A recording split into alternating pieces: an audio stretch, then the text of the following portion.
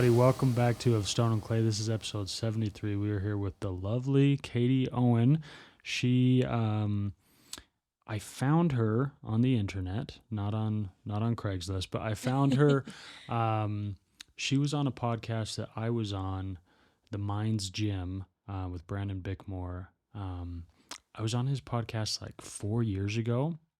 I went on as a guest. I think I had done like 2 episodes of my own podcast, and was just trying to get out there, and really cool guy. And so I heard your story and was intrigued. And so Katie, you grew up in a polygamous organization, religion, whatever you want to call it. It's called, I'm going to give some historical context first. So it has a lot of names. It's called the Kingston Clan, the Kingston Group. The order is kind of what you guys call it, right? Mm-hmm. Within the group, also known as the Latter-day Church of Christ, right? Mm-hmm. Is that like the name like on the church building?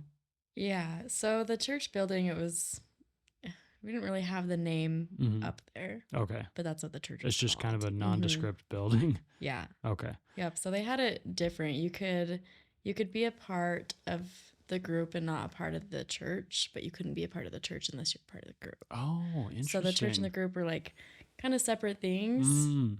Because the order is kind of, it's not just polygamy. It's kind of like this idea of kind of the law of consecration. Yeah. Right? Kind of, it's kind of this principle or philosophy of like sharing things kind of as a community. Is that a good explanation? Yeah. Yeah. So anyways, there's a lot of names to this. The Davis County Cooperative Society. Yeah. So that's the group. So like we had our DCCS, that's what that stands for. Like sports leagues, different things like that. And that wasn't part of the church. Right. They kept the kind of the church, but then there was, the LDC church or whatever it was. Yeah. Yeah. And so that's probably the co-op, whatever. Yeah. That's kind of the, for lack of a better term, just the funding. Yeah. Probably the big organization behind the church. Mm-hmm. Okay.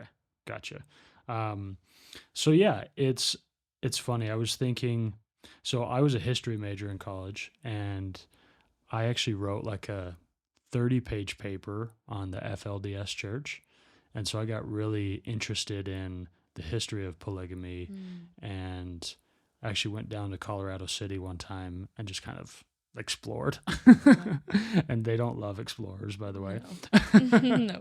But and I know, we can talk a little bit about the differences, but I know that the FLDS church is definitely a little bit more extreme, I would say. Yeah. Than the order. You guys don't really wear kind of the traditional polygamous garb. You guys are just normal clothes, right? Yeah. I think you guys kind of strive for modesty and kind of simple clothes, probably. But yeah, you don't have the wild hairdos. You guys aren't like cloistered in a little community out in the middle of nowhere. But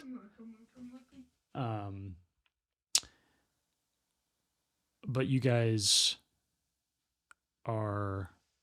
there's still a lot of similarities, right? So I remember thinking, man, if I ever met somebody who's been in polygamy, I would love to just talk to them for 2 hours. And so this is what we have. Here we are. Yeah.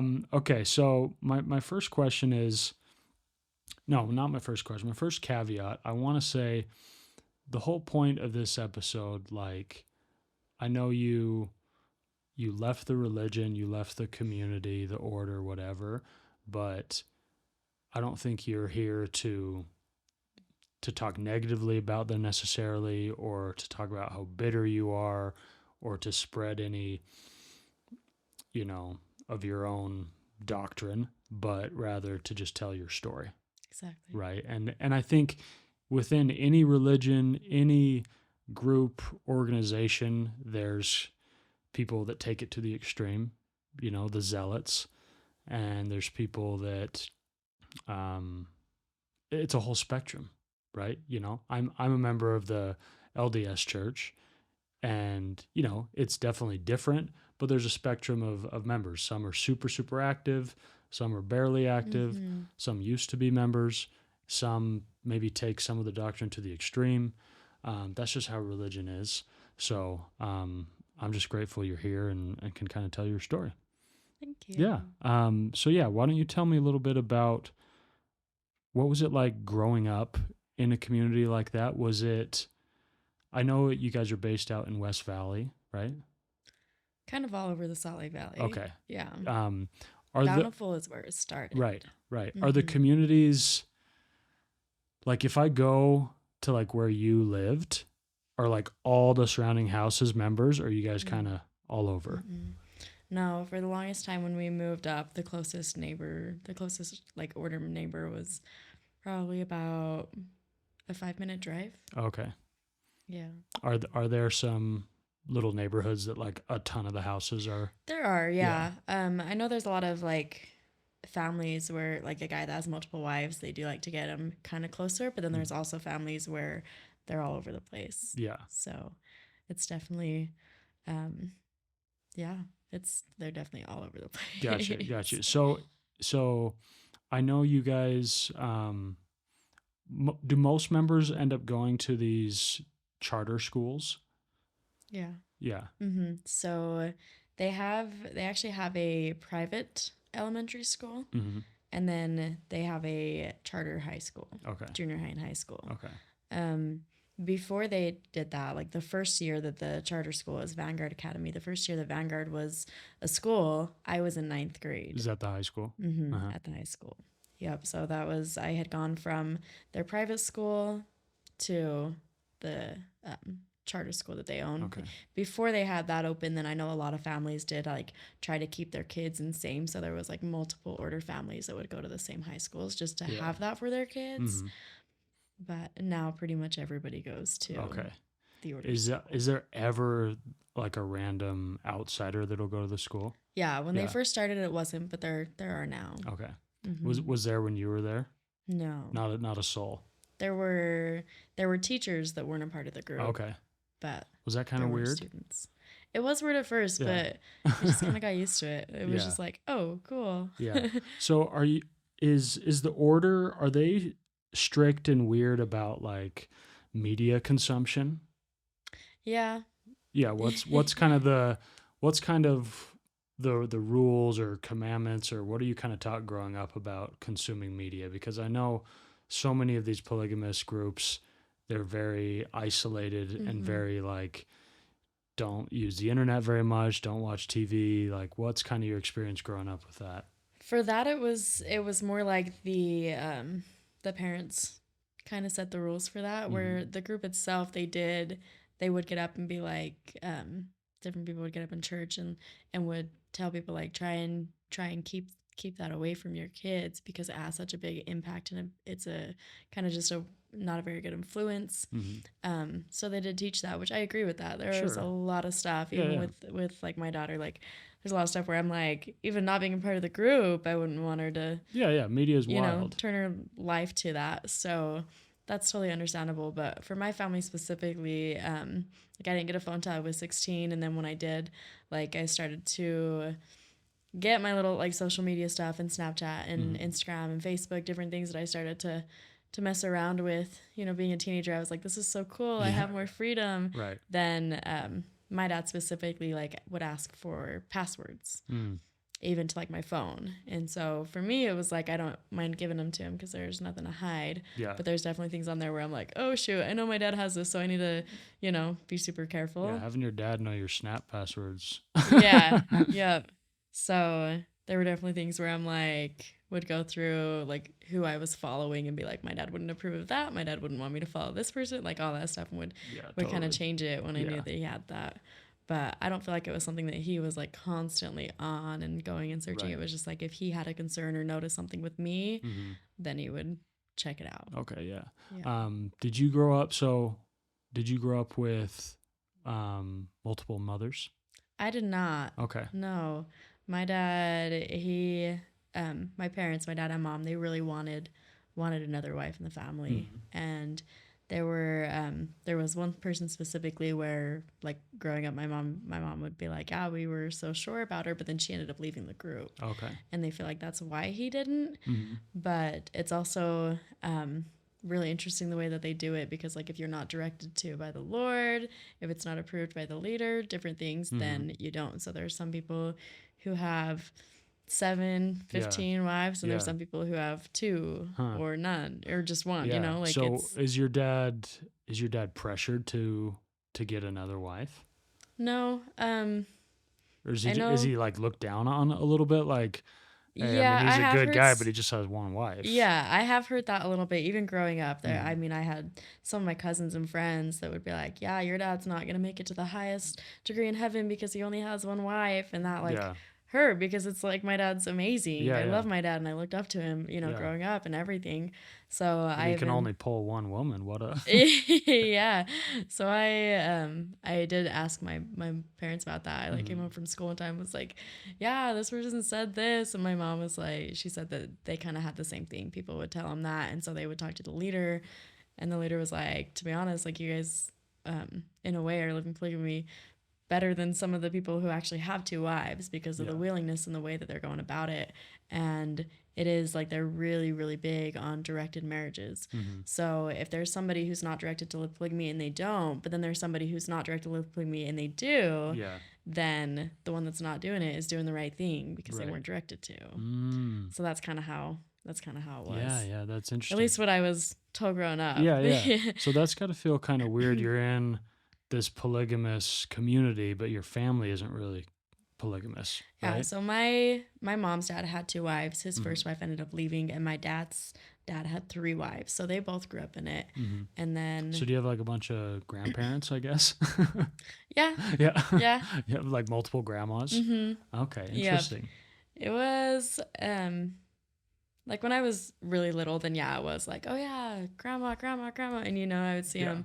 But as I got older, I was like, oh, that's not my dad's mom. Yeah. So it was kind of, I don't know, not like terribly bad, but there was times where it definitely was like, oh, it feels like they're treating their actual grandkids different. Yeah.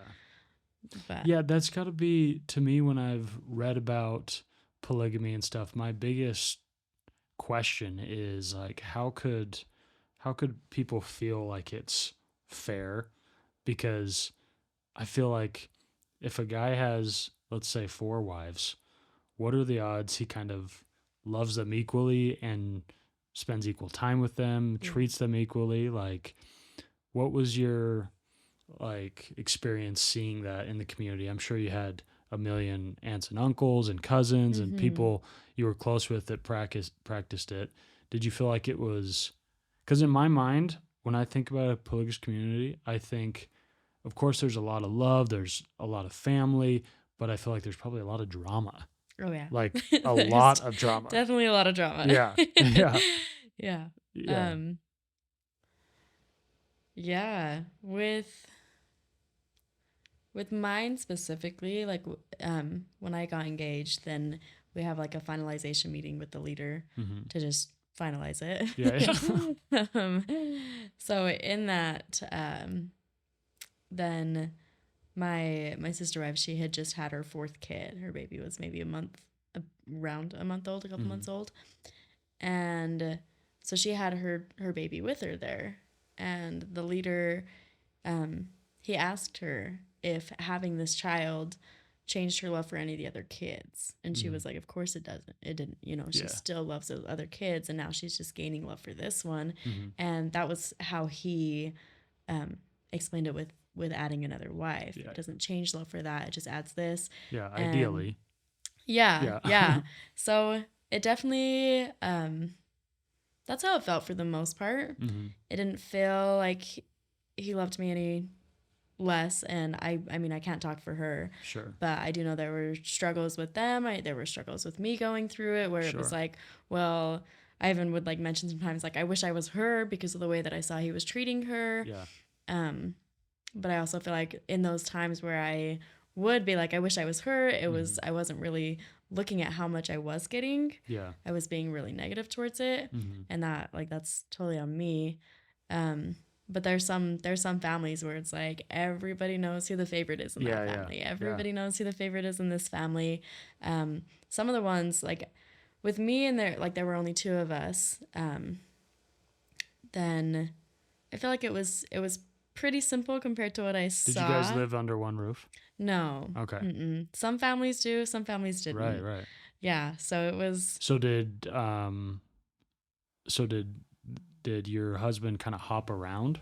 Yep. So for the first, I don't remember if it was 1 or 2 years, but for the first year or two, then we just did every other day.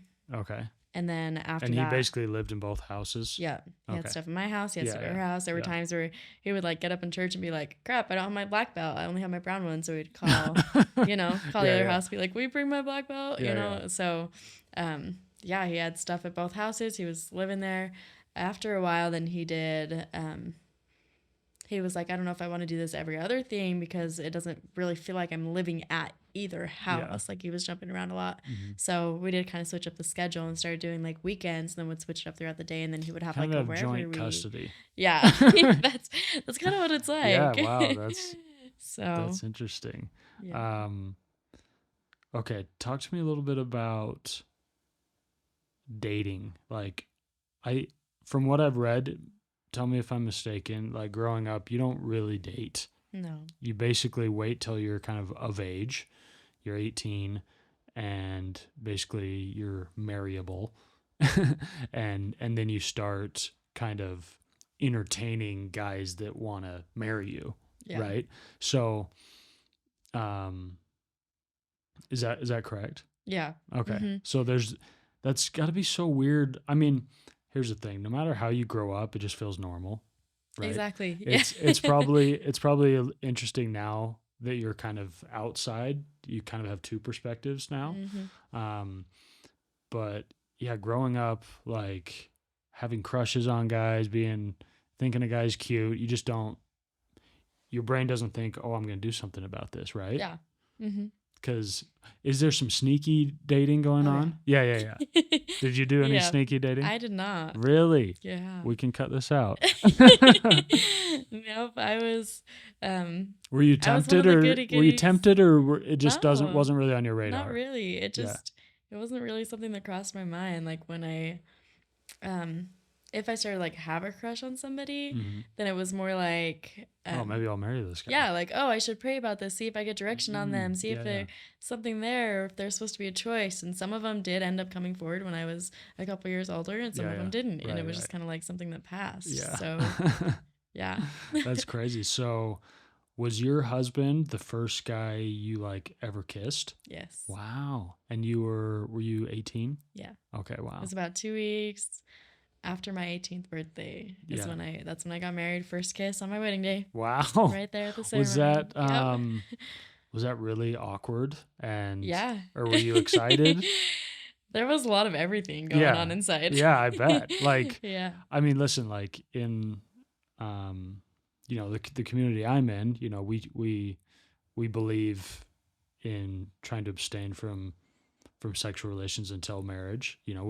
Try being the operative word, right? Mm-hmm. Everyone does their best and has their own journey, but there's definitely a lot of smooching and touching and and everything beforehand.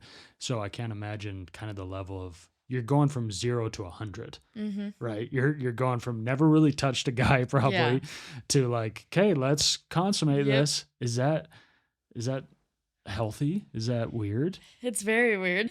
Yeah. Yeah, it definitely was like kind of I don't know how to explain how it was.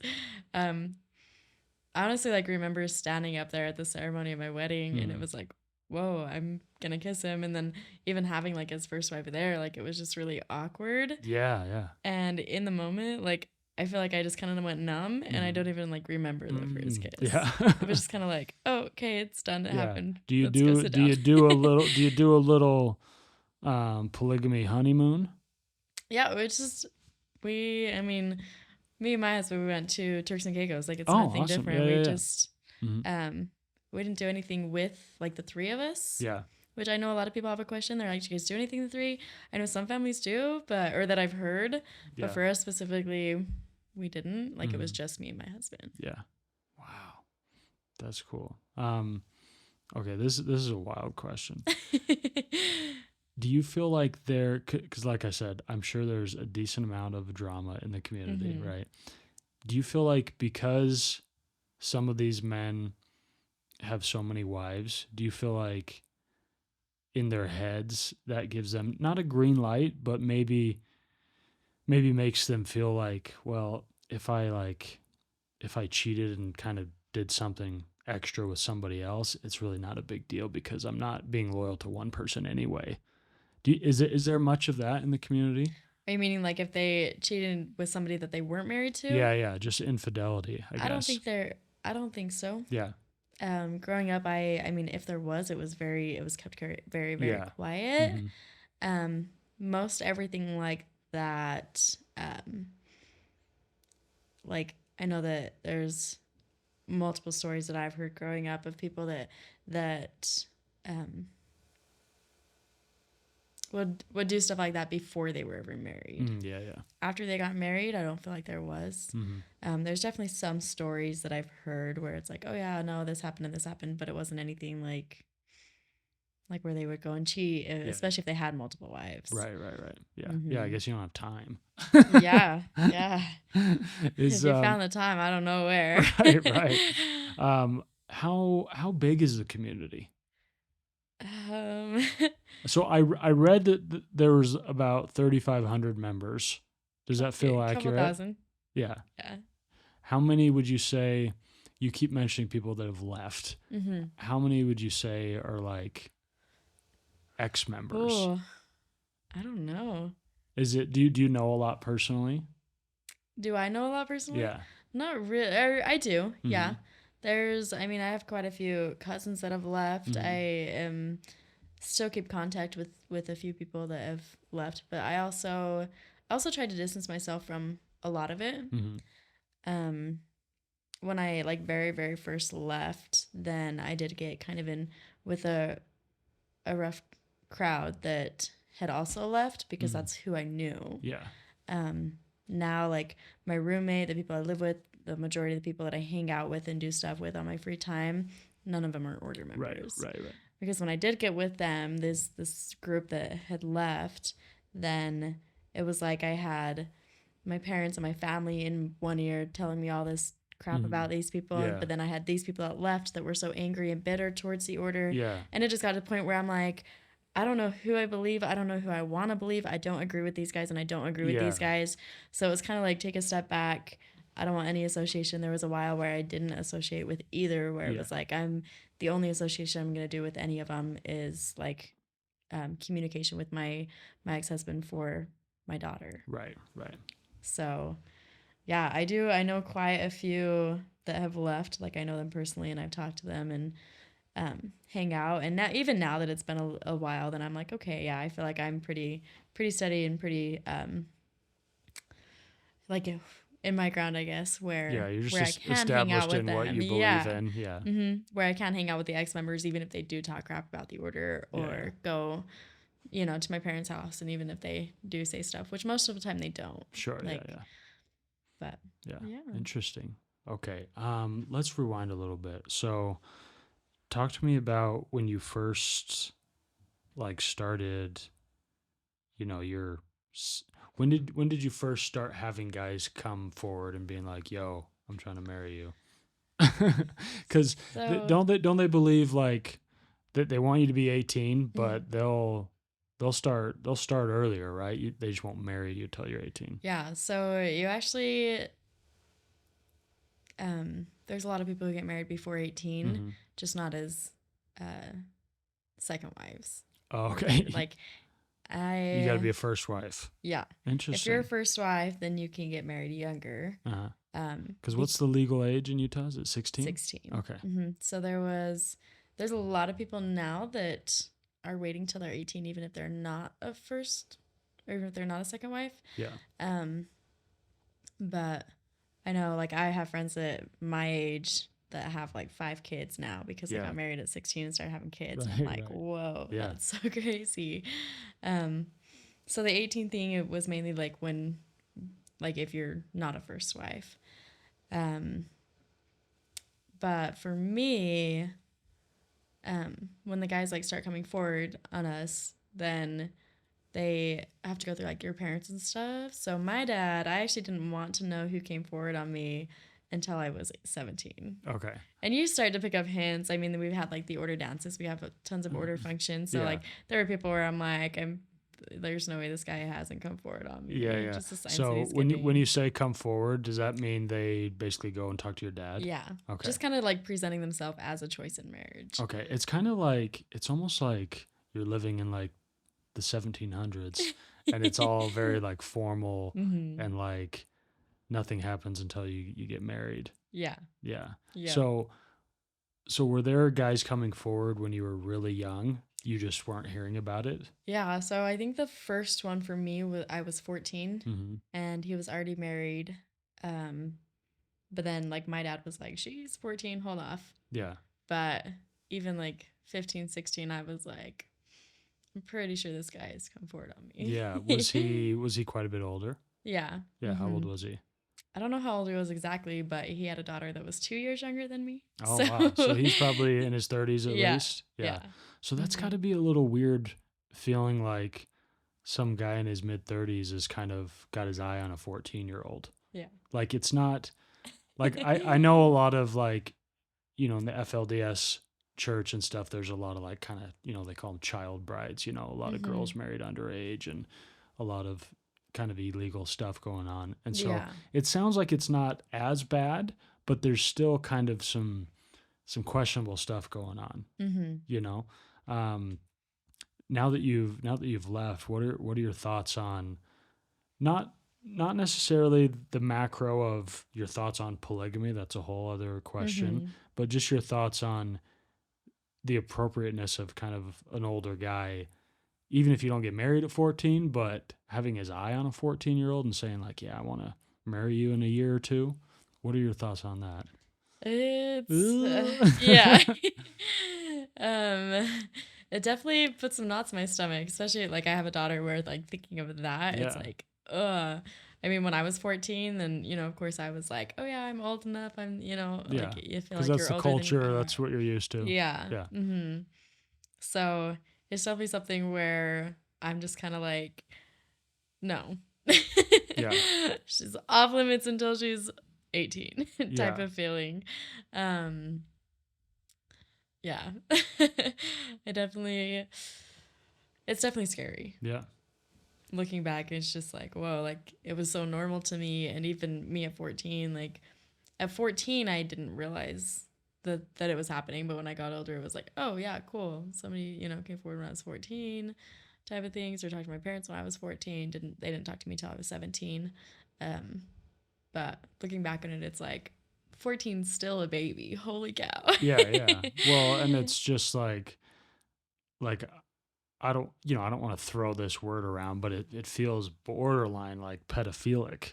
Yeah. You know, like an older guy, you know, whether he's going to wait till you're 18 or not. Yeah, just having his eye on you and the audacity to go to your dad when you're 14 and be like, hey, like I'm looking to maybe marry your daughter in a couple of years or something. That's kind of crazy. Yeah. Okay, so you didn't really know about any of these guys. You said I don't want to know until I'm 17 or whatever.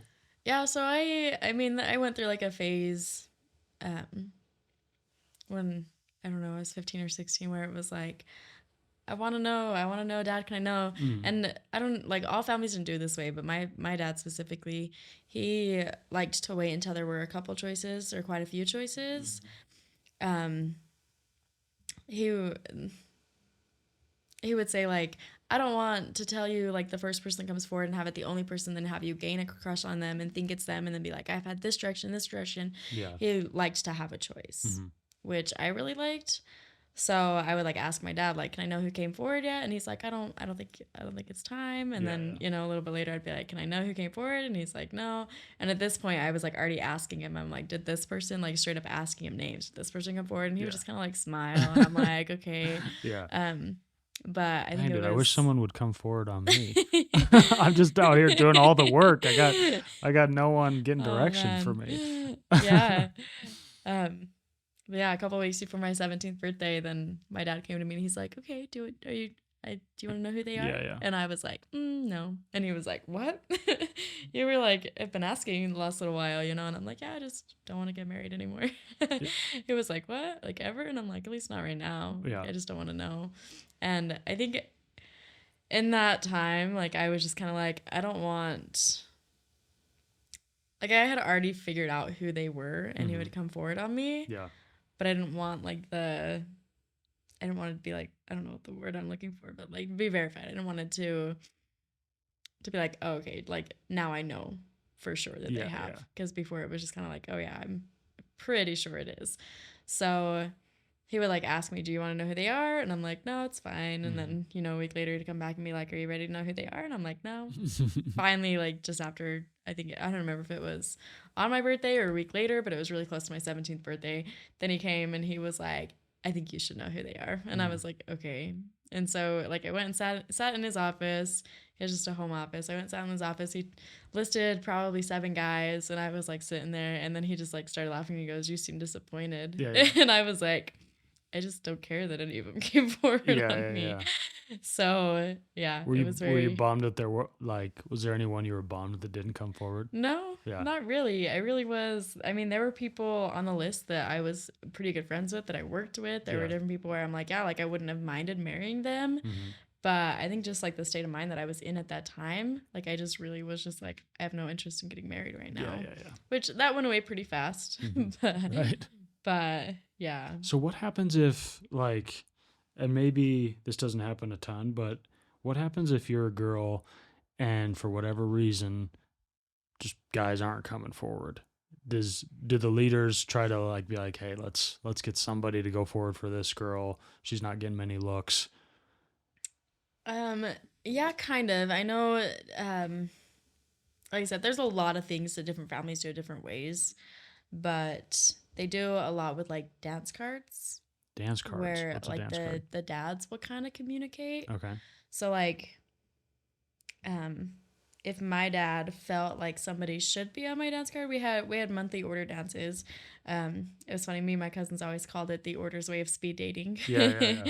But yeah. So what's a dance card? Yeah. So the dance card would be like I would keep a dance card and just have like a list, and everybody who would come and ask me to dance, I would write their name, and then I would show my dad who asked me that. Oh, interesting. And everyone has dance cards. Most everybody did do dance cards. Some people like me specifically, like my dad wasn't strict on making us do the dance card, but I know like my dad would have a dance card. I don't know for sure if he did this, but this is how I've heard that families do it.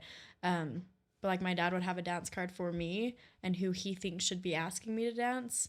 And if there was somebody that wasn't on my dance card, or if there was somebody that was on my dance card that he felt like they should be asking me to dance and start to kind of get a feeling or see if there was direction there or anything like that, then he would like talk to their parents and be like, hey, how do you feel about this? I feel like your son should be on her dance card or she should be on their dance card. And if they all like felt good about it, then they would add it to theirs. And then the parents would pretty much go to the guy and be like, hey, you should start asking her to dance. Okay. So it was really interesting. So you don't just ask someone to dance willy nilly. Like when you ask someone to dance, it's kind of like, yo, I'm interested. There were definitely some that there were some of both. Yeah. There were some that would ask these are me to high dance. Stake dances. Yeah. There were definitely some that would ask me to dance that they didn't show any interest. It was just kind of like, oh, this is fun. Right. Or like for me, I started doing for my older brother, I was 14 when he got married. They did like this choreographed waltz for his wedding. Yeah. And I was part of the line, so I learned the waltz. So after I learned that, then it was like, oh, there were certain people that showed no interest, that were just like, she knows how to waltz. So they would come ask me specifically because it was a waltz song, Okay, you know? yeah, So there were some of both that it was like, we just want a fun dance. yeah. But then there were some where it's like, they would ask me 2 or 3 times in the one night because they were interested or wanted to come forward or had direction or something like that. And usually for me, if people started to ask me more than once, then I was like, no, sorry. Yeah. But Wow, yeah. dude, So I need a dance card. Yeah. Or I need somebody to have a dance card with my name on it more accurately. Okay, so you said eventually kind of those feelings wore off and you're like, okay, now I'm down, time to get married, essentially. yeah. When my dad first told me the people who would come forward, it was in February of 2018, and then by July, I was like, okay, Mm-hmm. I'll get married. Okay. And did So you just kind of narrow it down and say, I like this one the most? yeah, so it was. I know a lot of people do. They'll be like, oh, okay, they'll see their list and be like, oh, it's this one. Mm-hmm. But the way that I did it and the way that my dad did it was kind of like we would have the list. I would sit down with him and I would tell him who it's not. Because at that point, I still didn't know 100%. Mm-hmm. It was just kind of like, well, there were definitely some on my dance list that I'm like, well, I have a little crush on this person, but I haven't actually had direction on them. Yeah. And it's so hard to say what direction is now. Like, now that I'm out of Yeah. it, I'm like, wow, like my direction was a dream. Yeah. Could have come from a crush, could have come from, you know, things that people were saying, or my mom was, you know, different things that different people would tell me. And so yeah, I would go to my dad and be like, I know it's not this person. And he would be like, why is it not that person? And I would tell him why. And then he'd be like, okay. And then he'd cross it off. And, you know, till we kind of narrowed it down and got down. And then my top 3, I remember being like, I honestly would be okay with any of these. And I kind of wanted my dad to tell me who it was. Yeah. But he wasn't going to do that. He was going to make me figure it out. So it did take a while. Yeah. There were even times where a couple of weeks where I like would sit down and cross everybody's name off except my husband's name, and my dad would be like, so do you know who it is? And I'm like, I don't know. And he's like, okay, go pray about it. And then I would like leave his office and be like, it was the only name on the list, why didn't he just say okay? Yeah. You know. But it was something where my dad was like, I don't want you to say you don't know, I want you to say you do. Mm-hmm. So that it was my decision. So I would say like it definitely, all of it was my decision. Maybe a little bit under pressure though. Sure. Yeah. So yeah, it Wow. was really interesting the way that everything went down. Yeah. Okay. So sorry, I'm kind of hopping all over the place. You're good. This is not as linear as it could be, but talk to me about, you know, I listened to you did a podcast like a month ago or something, Mm-hmm. and I listened to the whole thing, and I know you, growing up, there was a lot of, for a multitude of reasons, a lot of pain you went through, a lot of emotional distress and depression and anxiety. What was kind of the impetus for that? I know you lost a friend, or was it a cousin? Just a friend. Just a friend. To suicide. And is there? I mean, it's in every community, but do you feel like there's a lot of suicide in the community? I wouldn't say a lot. I would say there's a lot of depression. Yeah. People actually follow through with it. I would say it's not. People are more likely to leave the group and get out of it before they get to that point. Yeah. So what do you think is the main cause of that depression? And for you, it started at a pretty young age, right? Yeah. It's hard to say what the main thing was, just because like mine did come from multiple different things. Mm-hmm. I've had several friends that have been pretty suicidal going through high school. It's funny, my high school yearbook, I had quite a few people write like, you were the high school therapist. Like there were people who would talk to me over the phone and text and different things, but then wouldn't have any like contact like at school or in person. Interesting. Because they were so quiet about it. They're like, I don't want people to know that I'm talking to you. They just felt safe talking to you. Yeah. So I had quite a few people that would tell me like they were self-harming or that they wanted to run away. Some people who did run away. And this one girl's sister, she like calls me and was like, have you seen her? She's gone. She's missing, because they knew that she was talking to me. So there's a lot of different things like that. And the main thing that I felt like those came from was being so controlled, not having a choice, Yeah. or feeling like, I mean, this is a big part of like how I felt, but also talking to these different people, kind of the feeling that I was getting from them, was just not being able to live your own life. Yeah. A little bit. And so not having that control, or feeling like there is a wrong way to do something, where it's like, oh, you have to do it this way. And then if you make a mistake, then there's a lot of kind of just put down for that. Mm-hmm. So I think a big thing of it is just like feeling like you have to be okay. Yeah. So then when you're not okay, you feel like everything's wrong and you can't get out of it. And so you just kind of spiral down. Right. Just too much pressure. Yeah. So when did you first kind of learn about people self-harming? Because that's such a heavy thing when you're young. The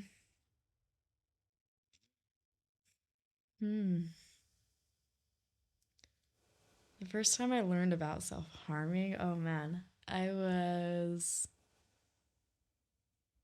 probably 13, 12, 13.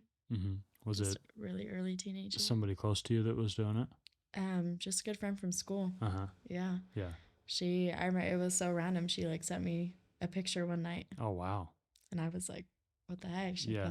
cuts on her wrist, and I was like, what are you doing? Mm-hmm. This is crazy.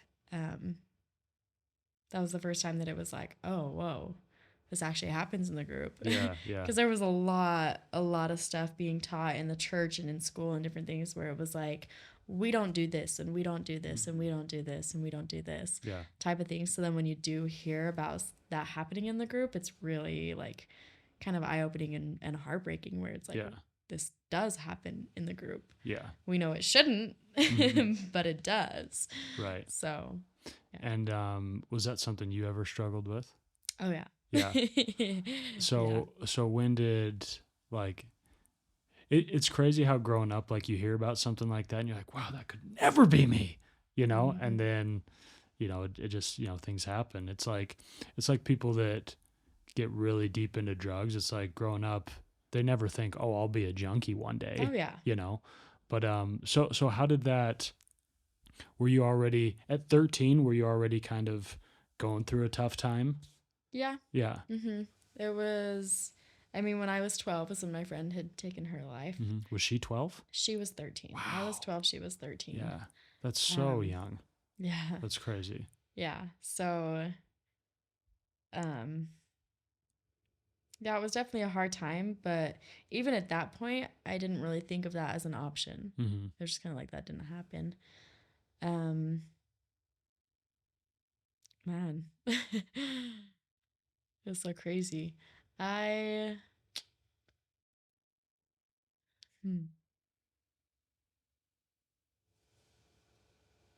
there was a lot growing up that I struggled with. Mm-hmm. I didn't immediately go to self-harming. Yeah.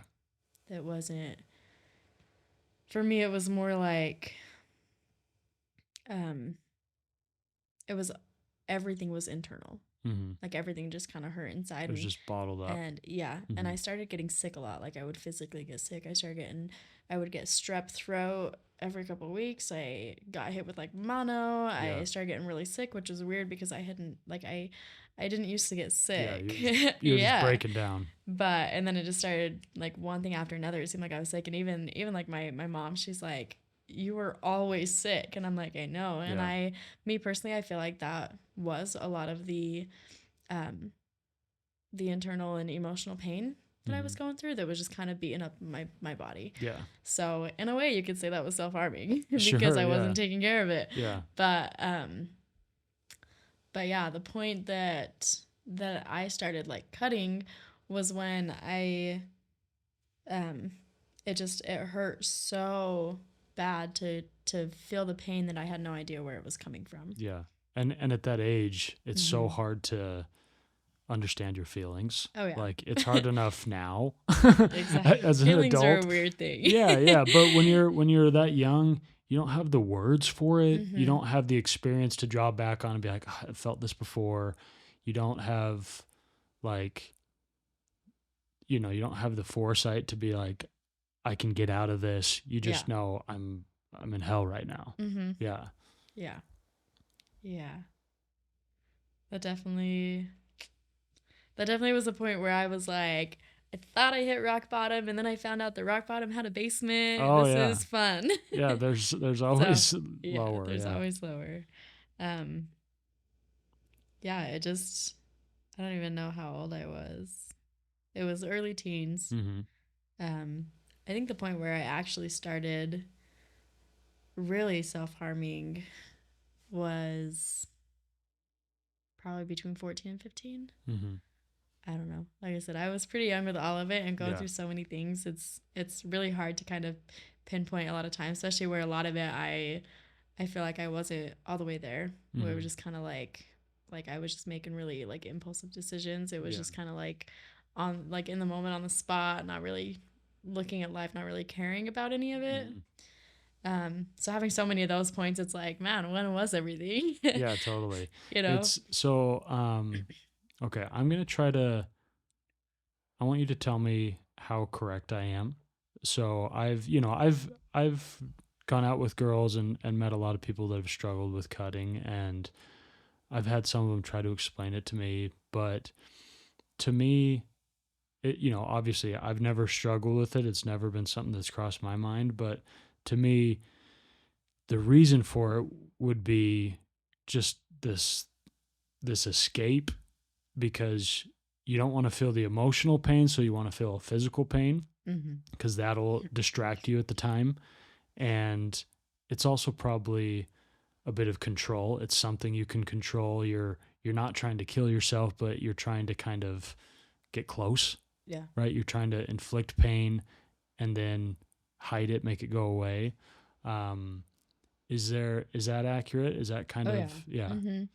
For me with cutting, especially where I wasn't able to pinpoint like where The pain what was causing yeah. the pain inside, where it's like, oh, this thing happened which caused this, Yeah. then it was really easy to when I did get into that point to be like, oh, well, if I cause this cut and this is bleeding, I now can take care of it and make sure it doesn't get infected. And it wasn't just about feeling the physical pain. It was more like the control. And it was like, now I know exactly where this pain is. And Neosporin and watching it heal. Where you couldn't do that emotionally. Yeah. You don't have any emotional Neosporin. Exactly. Yeah. I'm like, I don't know how to take care of that pain that was caused. And so I didn't know where it was caused or how to take care of it. All I knew is that it was there. Yeah. So to be able to physically see something that I could take care of, like, it's funny because I think back to all the times that I cut and I look and I'm like, wow, I have very few scars. Yeah. And it got to the point where I was like, I know where I can go until it does make a scar, but I also know how to so that it doesn't make a scar. And I really, for the longest time, I couldn't even, like, my sister's like, why do you do that? Why do you cut? It was just like, I don't know. Yeah. So when that hit, it was like, that makes so much sense. Right. I'm like, I do it because it's easier to go through physical pain than it is emotional pain. And it's easier not just to go through the physical pain, but it's easier to heal the physical pain. Yeah. And it goes away. Like, I've never had a cut that has hurt, for years. Yeah. So so I was like, oh yeah, this hurts, but give it a few days and it'll just kind of be sore. Give it a few weeks and I won't even know that it's there. Yeah. Where emotional pain, I feel like it was kind of bottled up and built up for years and years and years, and I'm like, it's always there. Yeah. Oh, it would be nice if emotional pain was like, oh yeah, this will be good in about 48 hours. Right? Yeah. And I can just wait it out. Take some painkillers, you're done. No, it doesn't work that way. Yeah. Take some Prozac and you should be good. Yeah. Wow, that's such a good explanation of it. When you did it, was it usually kind of an impulsive, like, I'm feeling so bad right now, or would you kind of calculate it like, I think I'm going to cut tonight? I probably never calculated it. Yeah. Yeah. It was kind of something that was just like, I would get hit with something and then you're like, I don't want to feel this. Yeah. It was just kind of like, once I once I realized that like I was taking it out on myself, that's where it was just like I knew exactly what to do Yeah. so that I wasn't so focused on the internal pain. Yeah. Then it was just kind of like if I got hit with something, I could be having like the best day possible, Mm-hmm. get a message or have a conversation or something happened, and 5 minutes later I could be down in my room Yeah. taking it Yeah. out. So, And that goes to show how, not to this extreme, but I always struggle personally with being so much more affected by negative emotion than positive emotion. Something amazing will happen and I'm overjoyed, I'm elated, I'm in a great mood, but the second like somebody sends me a weird text, I'm like back in my everything's head off. and I start to spiral a little bit and I feel like, oh, my day's kind of ruined. Whereas, and that's usually a small thing. Whereas something amazing happens, it should make my week. Mm-hmm. But for some reason, that negative emotion just has more power. Yeah. Yeah, It's which sucks. It pisses me it off. does suck. Yeah, I feel like that's also something that like you're kind of programmed and raised in. Most people are. Because for me, there was a lot of times where I didn't feel like I was allowed to feel those more negative emotions or feelings. And so when they did hit, then it was like they took me down big time because I wasn't letting myself feel it or because I felt like I couldn't feel it. I don't know if that makes any sense. Yeah, totally.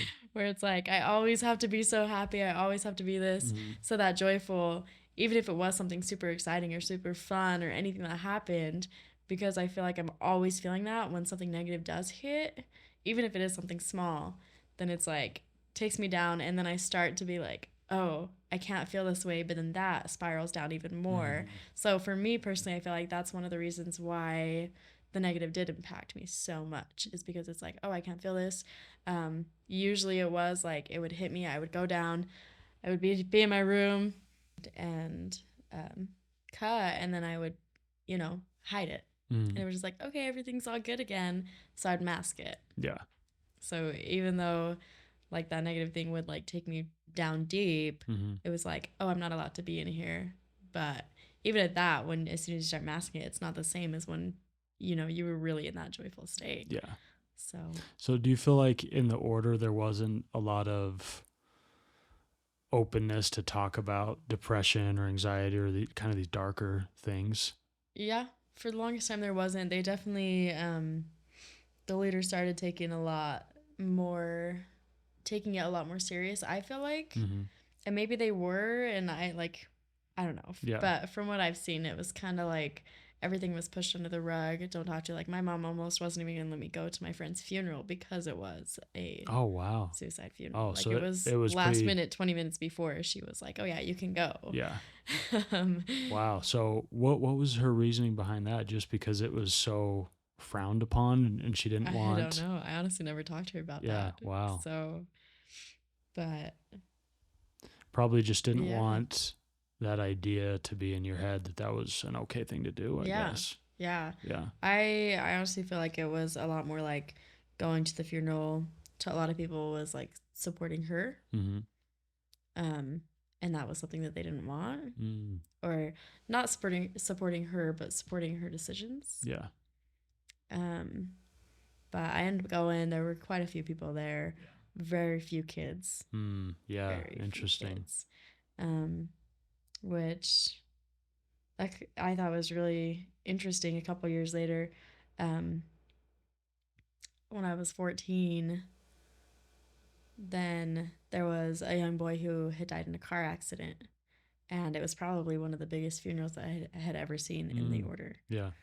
And the leader got up, and I don't know if it was this funeral or another one, but it was at a funeral of the car accident. But the leader got up and was like, how many kids do we have to sacrifice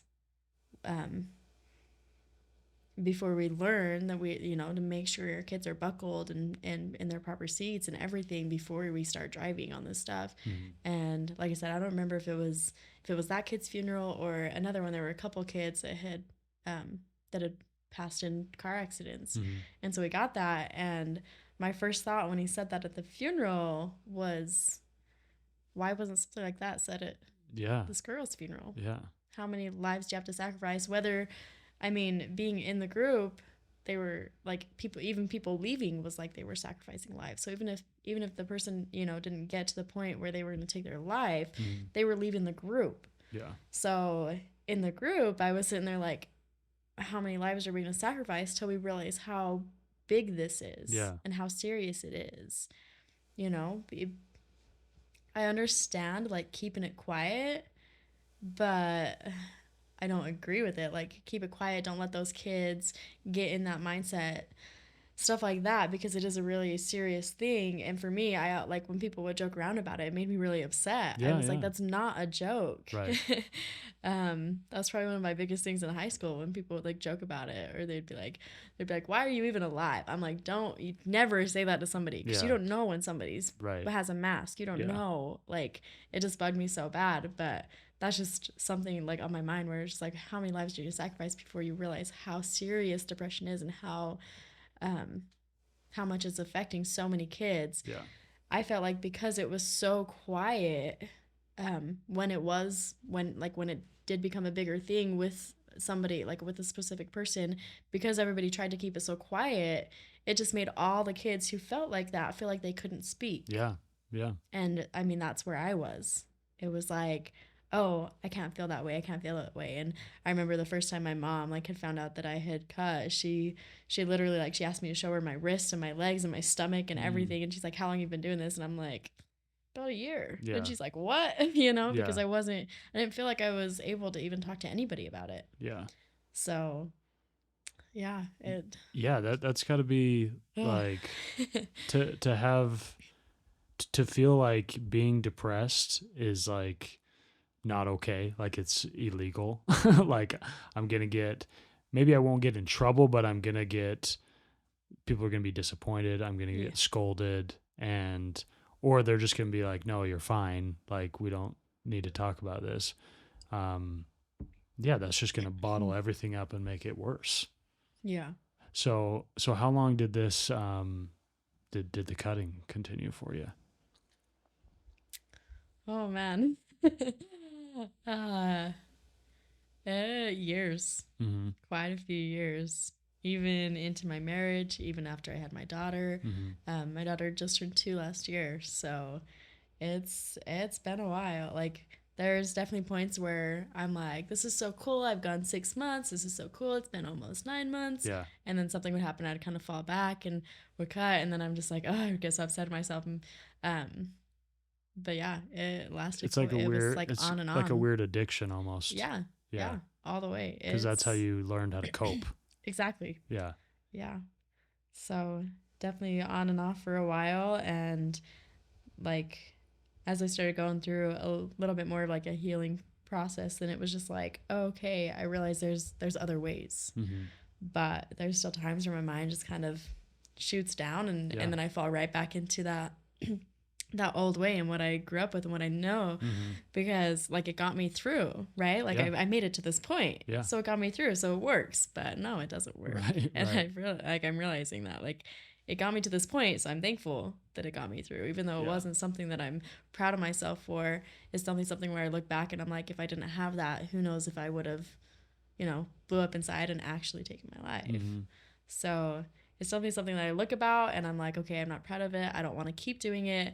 But I'm also glad that it was something that got me through life. Yeah. Something that I could handle. Yeah. Well, and the beautiful thing about this is so many girls struggle with this. I'm sure some guys do, but it's usually girls, I feel like.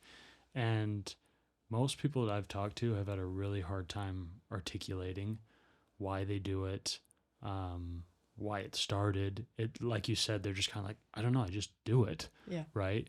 And so I think it's awesome because people can hear your story and they can be like, that is what I feel. Yeah. Like you just have the words for it. Just got chills. No, but it's awesome because, like, I think that's why a lot of times we go through pain is to help people in the future. Yeah. Because if you're going through something horrible and you feel like no one else has gone through it, or I don't know who I can talk to about this, that just like compounds the hell you're in, But if you feel like, hey, I know this is going to be a horrible conversation, but I know Katie's gone through this. Like, I can talk to her. Like you said, you had people reaching out to you when you're Mhm. 14 because they knew you were a safe place. You weren't judgmental for whatever Yeah. reason. It's not like you were a 14-year-old therapist. Yeah. You're like, I got my own problems. I don't know. Mhm. But yeah, these scars we carry with us, a lot of times they have a lot of power actually. Yeah. Yeah. That's awesome. Yeah. I do Um, love it. so tell me about, we talked a little bit about this, but when you finally got married, you go to Turks and Caicos, life's Mhm. great. Yeah. You've got one sister wife, right? Mhm. And were you guys pretty tight, or was she just kind of like another girl that you kind of dealt with sometimes? No, we were really close. I mean, I still love her to death. Yeah. She's the sweetest person ever. What does that feel Um, like? Does it feel like she's kind of like, give me an analog. Does she feel kind of like a cousin, or does she feel just like a close friend?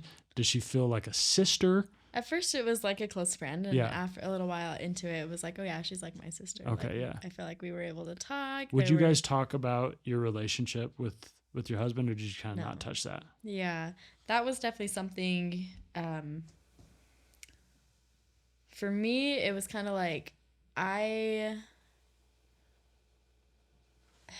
It was it was really hard. So Yeah, of course. a lot of people are really loud about it, loud about their problems. Their sister wives do know when they're struggling with their husband, stuff like that. Hmm. For us specifically, it was like we had quite a few different relationships that we worked on. We had the three of us that we would work on, and sometimes the three of us would go out to dinner and just hang out Hmm. and or go on a hike or something where it was like the three of us, and we were like we want to have a connection, like a relationship specifically with the three of us. Yeah. But then there was also his and her relationship, mine and his relationship, and mine and her Right. relationship. Right. So there was like four big relationships just within the three And of this is us. all before kids, or did they have kids? They had four kids when I got married. Oh, okay. Yeah. So would you instantly kind of be a mom, or did you not really touch that? Yeah, no, I love those kids. I Yeah. still do. I mean, birthdays, different things, I bring them presents. But I would you do much love them. parenting? That was really hard for me at first. It was kind of like, oh, like I don't know if I can tell them no. I don't know if I can tell them what to do, kind of stuff like that. Hmm. So How old was your sister wife?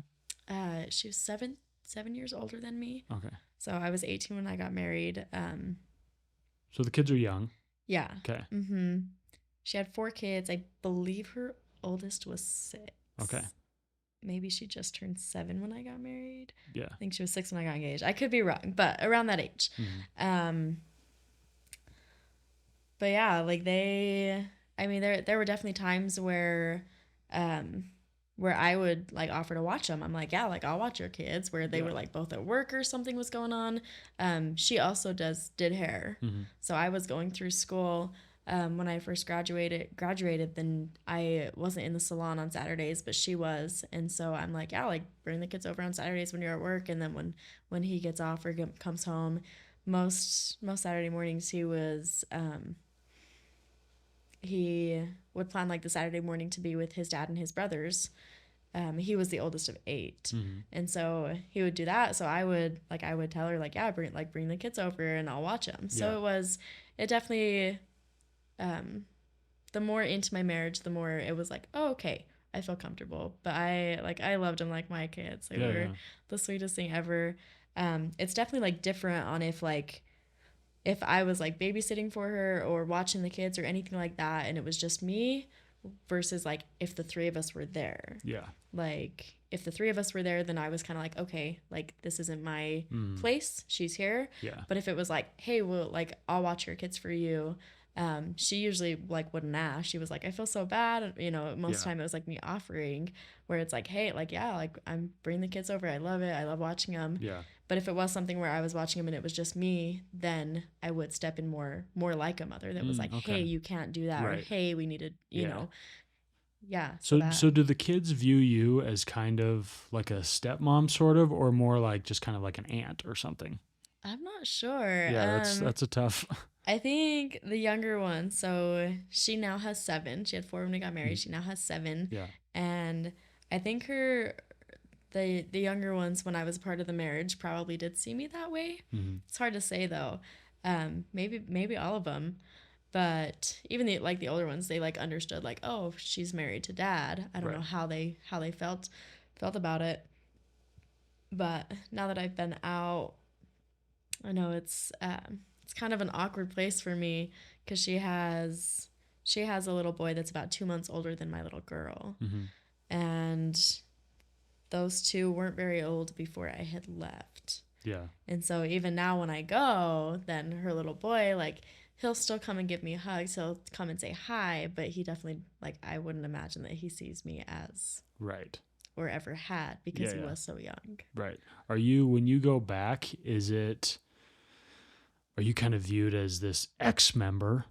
I don't feel that in their house. I feel that, like, if I show up, there were a few times where I like showed up to my mom's like basketball game or something where it was like an all order function or an order event, then there's definitely things where I like walk in and you know, you get the looks and it's just like, I'm sure a lot of it is just like my mind that's like, they think this, they think this, they think this. Yeah.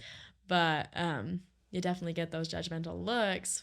Specifically going back to like her house or seeing the kids, I don't feel that way. Yeah. I feel like she definitely does a really good job at showing the love. Like, I know that she cares about me, and it's a really hard position because I know that I hurt them by leaving. But it was also a really tough situation and position for me to be in. Yeah, because totally.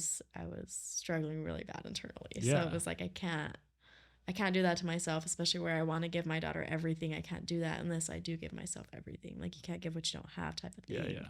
So,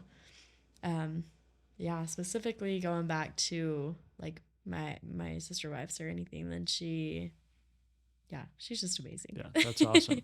And that's probably, you know, not always the case, you know, with people that leave. I'm sure there's some jealousy and some maybe some more animosity towards people that leave. Yeah. You know, and yours is unique where there's probably a lot of girls that have like 4 or 5 sister wives. And then like, however complicated your dynamic was, like you said, it's complicated because you have your relationship with your husband, your relationship with her, and then their relationship. It's like multiply that by 10 if you have, oh my gosh. You know, it's just chaos. It's just too much. Yeah. It's like, how do you keep all that kind of in order, you know? So this is interesting. If you like are going out, you 3 to dinner or a hike or something, is he ever like holding one of your hands?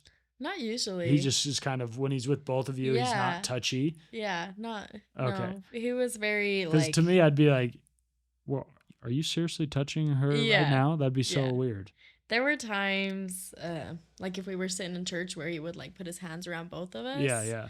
But does that feel weird, or was that just normal at the time? It was just normal at the time. Yeah. I'm like, who is this chick that, you know? Yeah, especially like growing up with it. Like, even though my dad didn't have like multiple wives, like my whole life going to church, you know, I saw my older sister. I have 3 older sisters. Two of them, yeah, were second wives, and so like kind of seeing it growing up, it wasn't weird. Like, it was just like, oh, cool.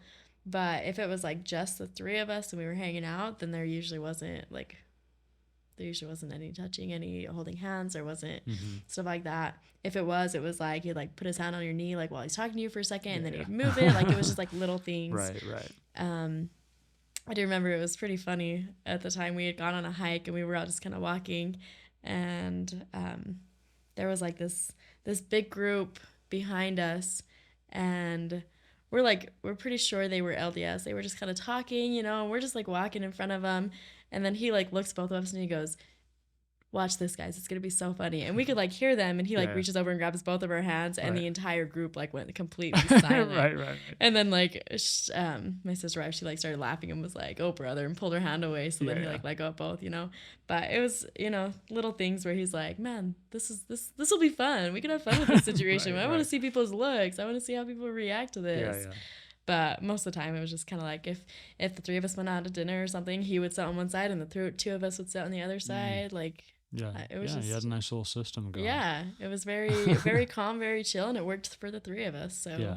Okay, so eventually you left because, like you said, you were just kind of had too much inner turmoil? Yeah. Because it sounds like it started out, the marriage and that dynamic started out fine. When did it kind of start to get bad for you? So that's really hard for me because when I got married, I had years and years of struggling. Mm-hmm. So going into the marriage, I like went into the marriage with this idea of, oh, it's a new life. I get to forget my past. Yeah, yeah. So And this will solve my problems. mm-hmm. Yeah. Yeah. So that's definitely on me where it's like, oh, I wasn't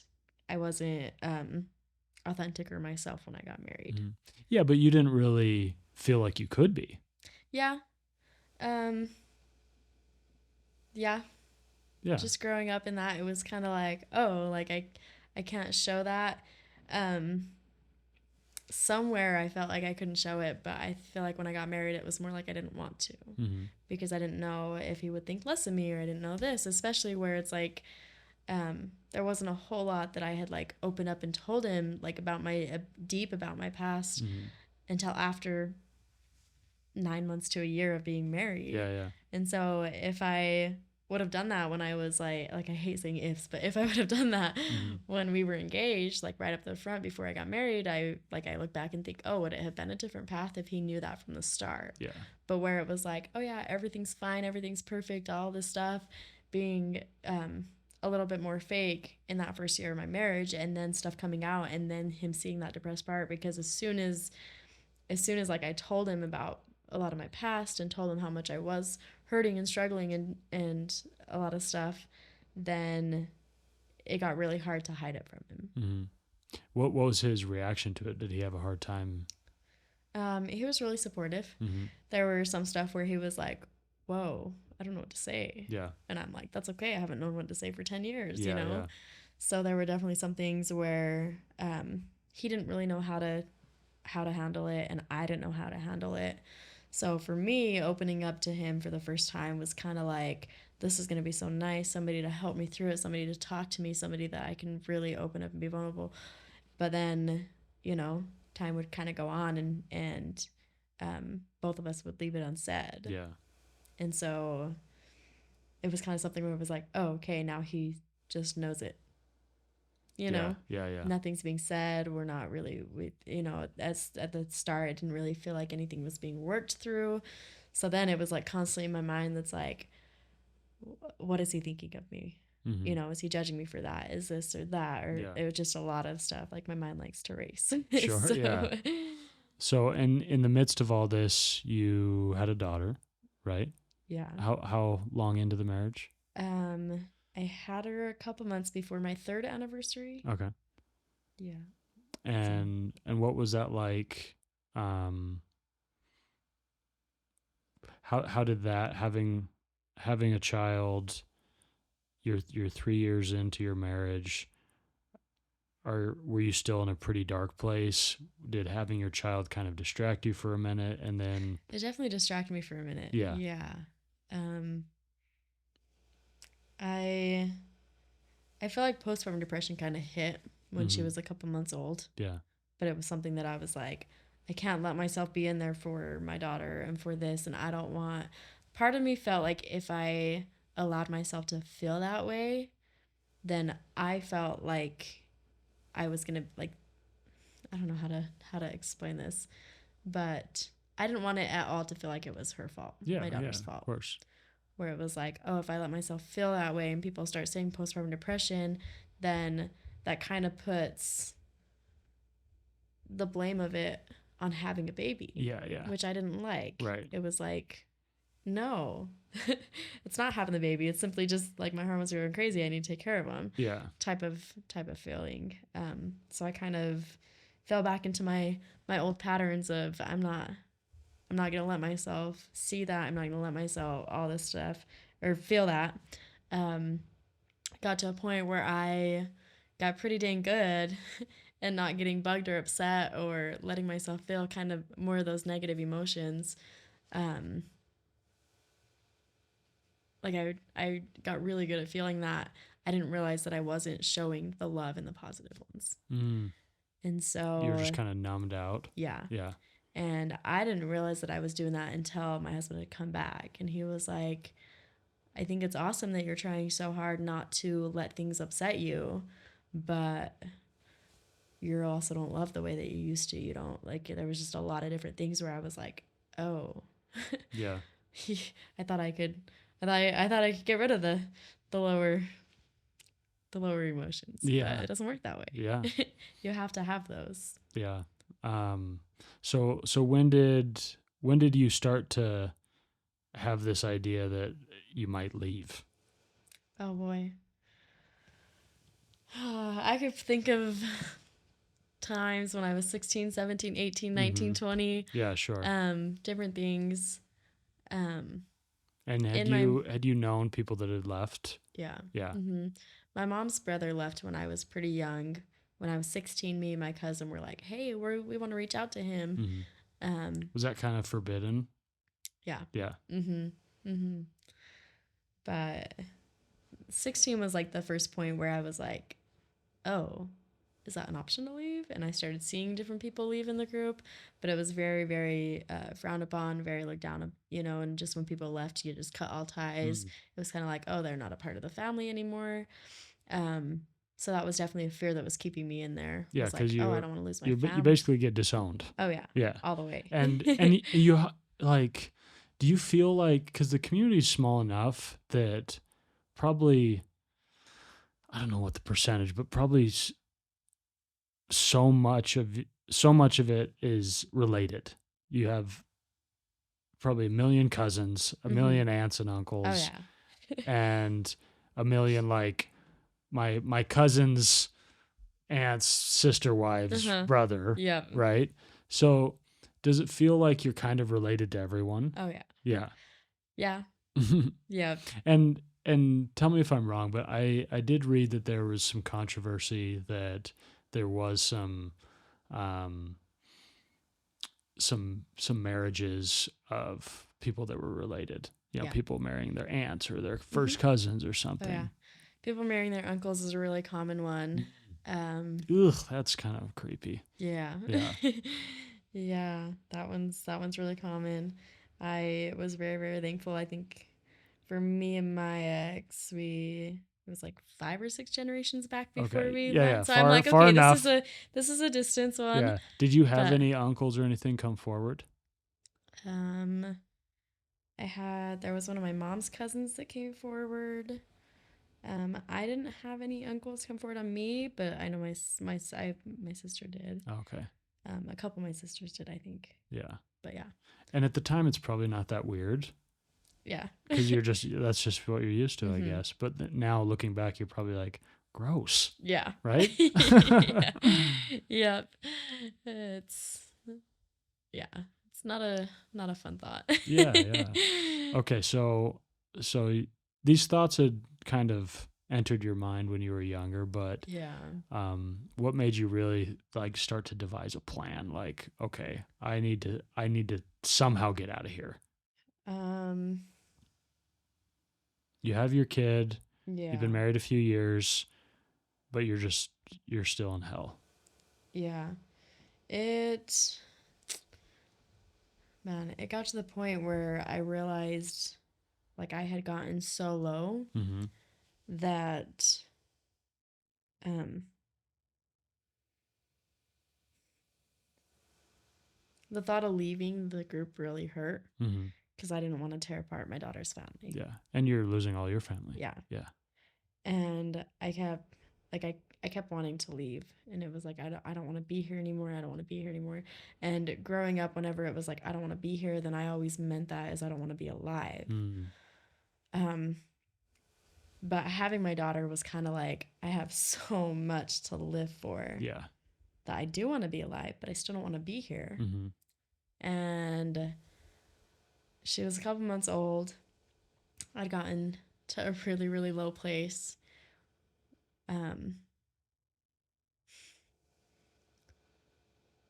I got to a really low place, and I realized that it was either leave the group and lose my family and only see my daughter half the time, because there was no way that I was going to take her away from her dad. Right. And he felt the same. Mm-hmm. He was like, there's no way that I'm trying to take her away from you. And so it was either leave the group and only have her half the time, or stay there, take my life, and then she doesn't even get me at all. Yeah. And I don't get her at all. Yeah. So it really did, like, it just came down to what was best for me and my daughter. Yeah. Both. So people, like, as I was leaving, even after I left, I would get messages and different things like, how could you leave your daughter like that? How could you walk away? Like, all this stuff.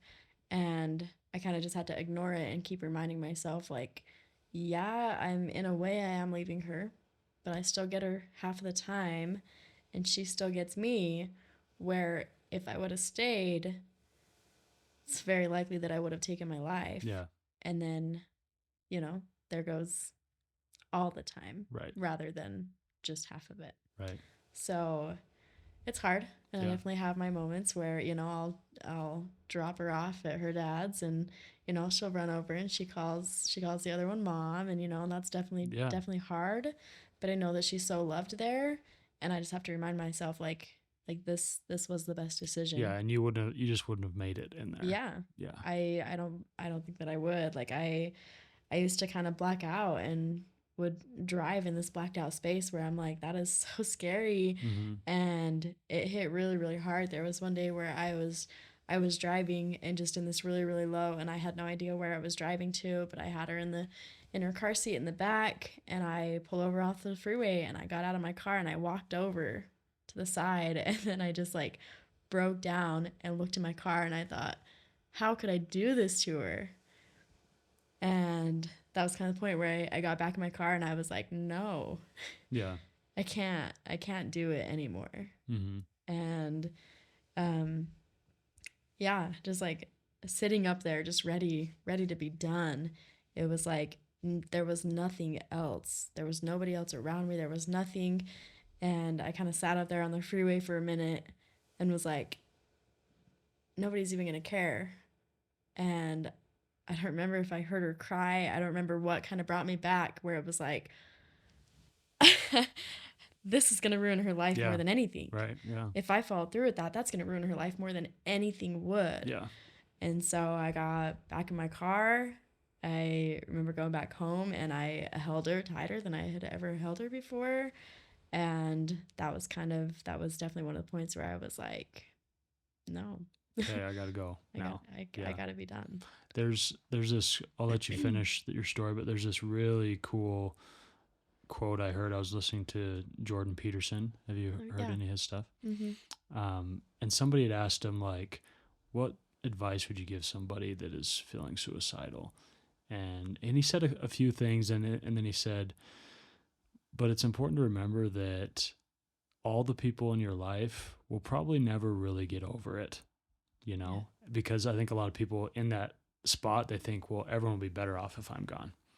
But he's like, most people, they'll never really get over it. And so you're just leaving way more pain. And I think it's hard for people to think that clearly when you're in such a dark spot, but I think it's a good thing to remember. Yeah. Like you said, if you had stayed, had taken your life, like, not only, it's not just that your daughter's now motherless, it's that she has to live knowing that you did that. And same with your husband and your sister wife and your siblings and your parents. Like, it's just a wake of sadness. Yeah. Okay. So what were the steps after you made that decision to be like, okay, I'm actually going to leave?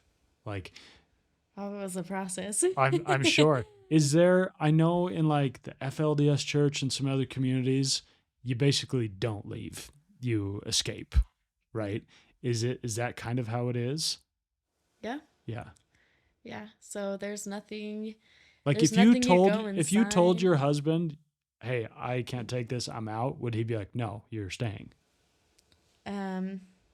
Some people are. Him specifically, like, of course it was like, hey, let's talk about this. Let's try and find a solution. Do you really want to?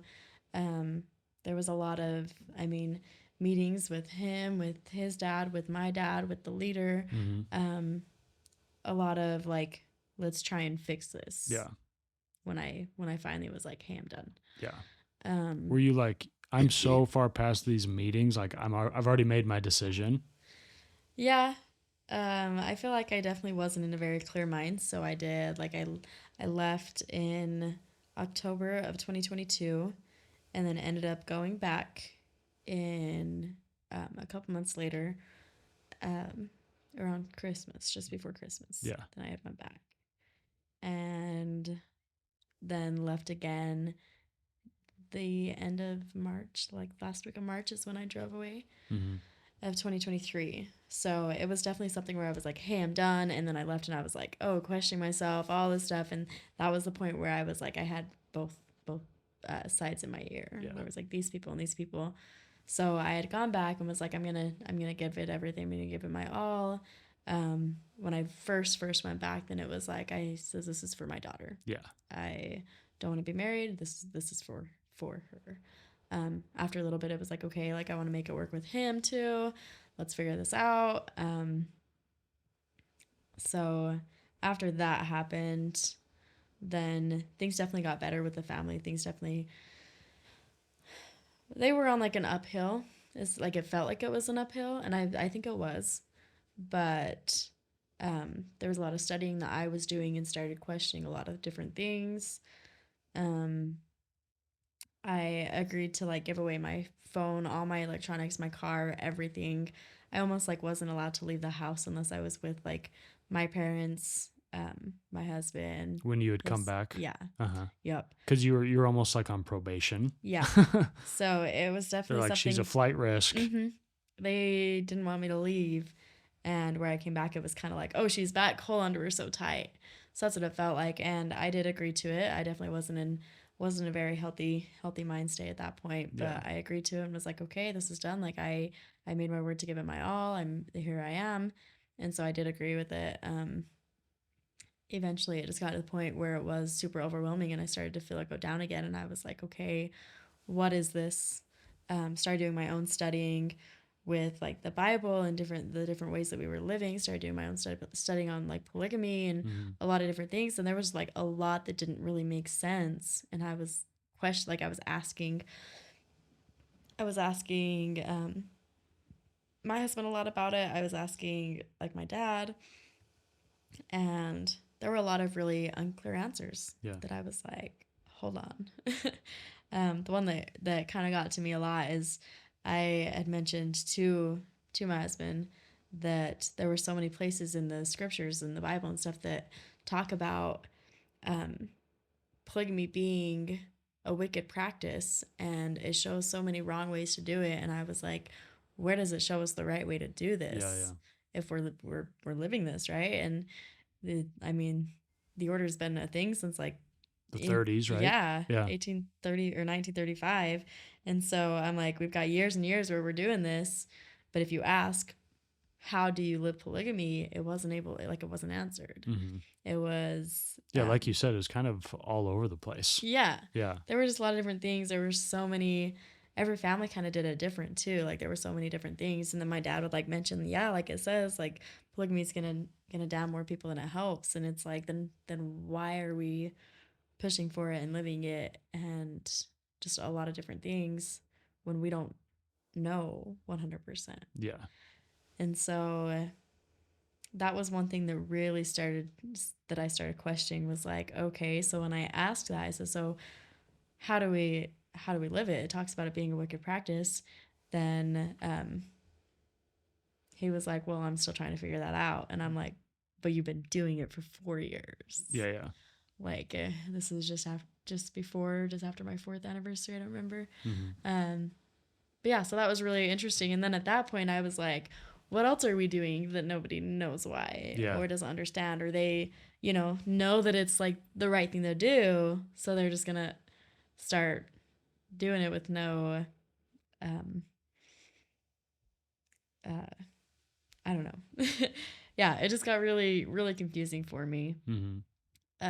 So that was definitely like something that I was like, huh, okay, hold on. I had come back. I was in I would say a pretty clear mind where I was like open to either. Mm-hmm. And it was like, okay, I don't want to be set in the order, but I don't want to be set out of it, because when I left, it was like, oh, I was super bitter, super angry towards my parents, towards my husband, towards the leader. And it was like, I hated that, but then I didn't want to be in and be like, oh, that's not even an option. So I was at like at just a good like middle point where it was like, okay, now my mind's open to both. Mm-hmm. And I got to find my truth. And so the more I started studying, the more I started realizing there was so much they were like sweeping under the rug and were quiet about. And same thing with like this being depressed and suicidal and stuff, where I'm like, it's not being taken care of. Just different things that I didn't agree with, that it was like, that doesn't make sense to me at all. Why would you guys do this? The point, the last straw that just like made me drive away, I was talking to, it's the order counselor, the order therapist. He's not a licensed therapist, but he's, I just always called him my life coach. Mm-hmm. And he knew a lot about what I was going through. I had been seeing him for a couple years. I mean, he had helped me through a lot, and there's definitely a lot that he helped me through that I definitely wouldn't have made it this far if he wasn't there. But it was a little bit misleading, and I had made a comment one time when I was sitting with him.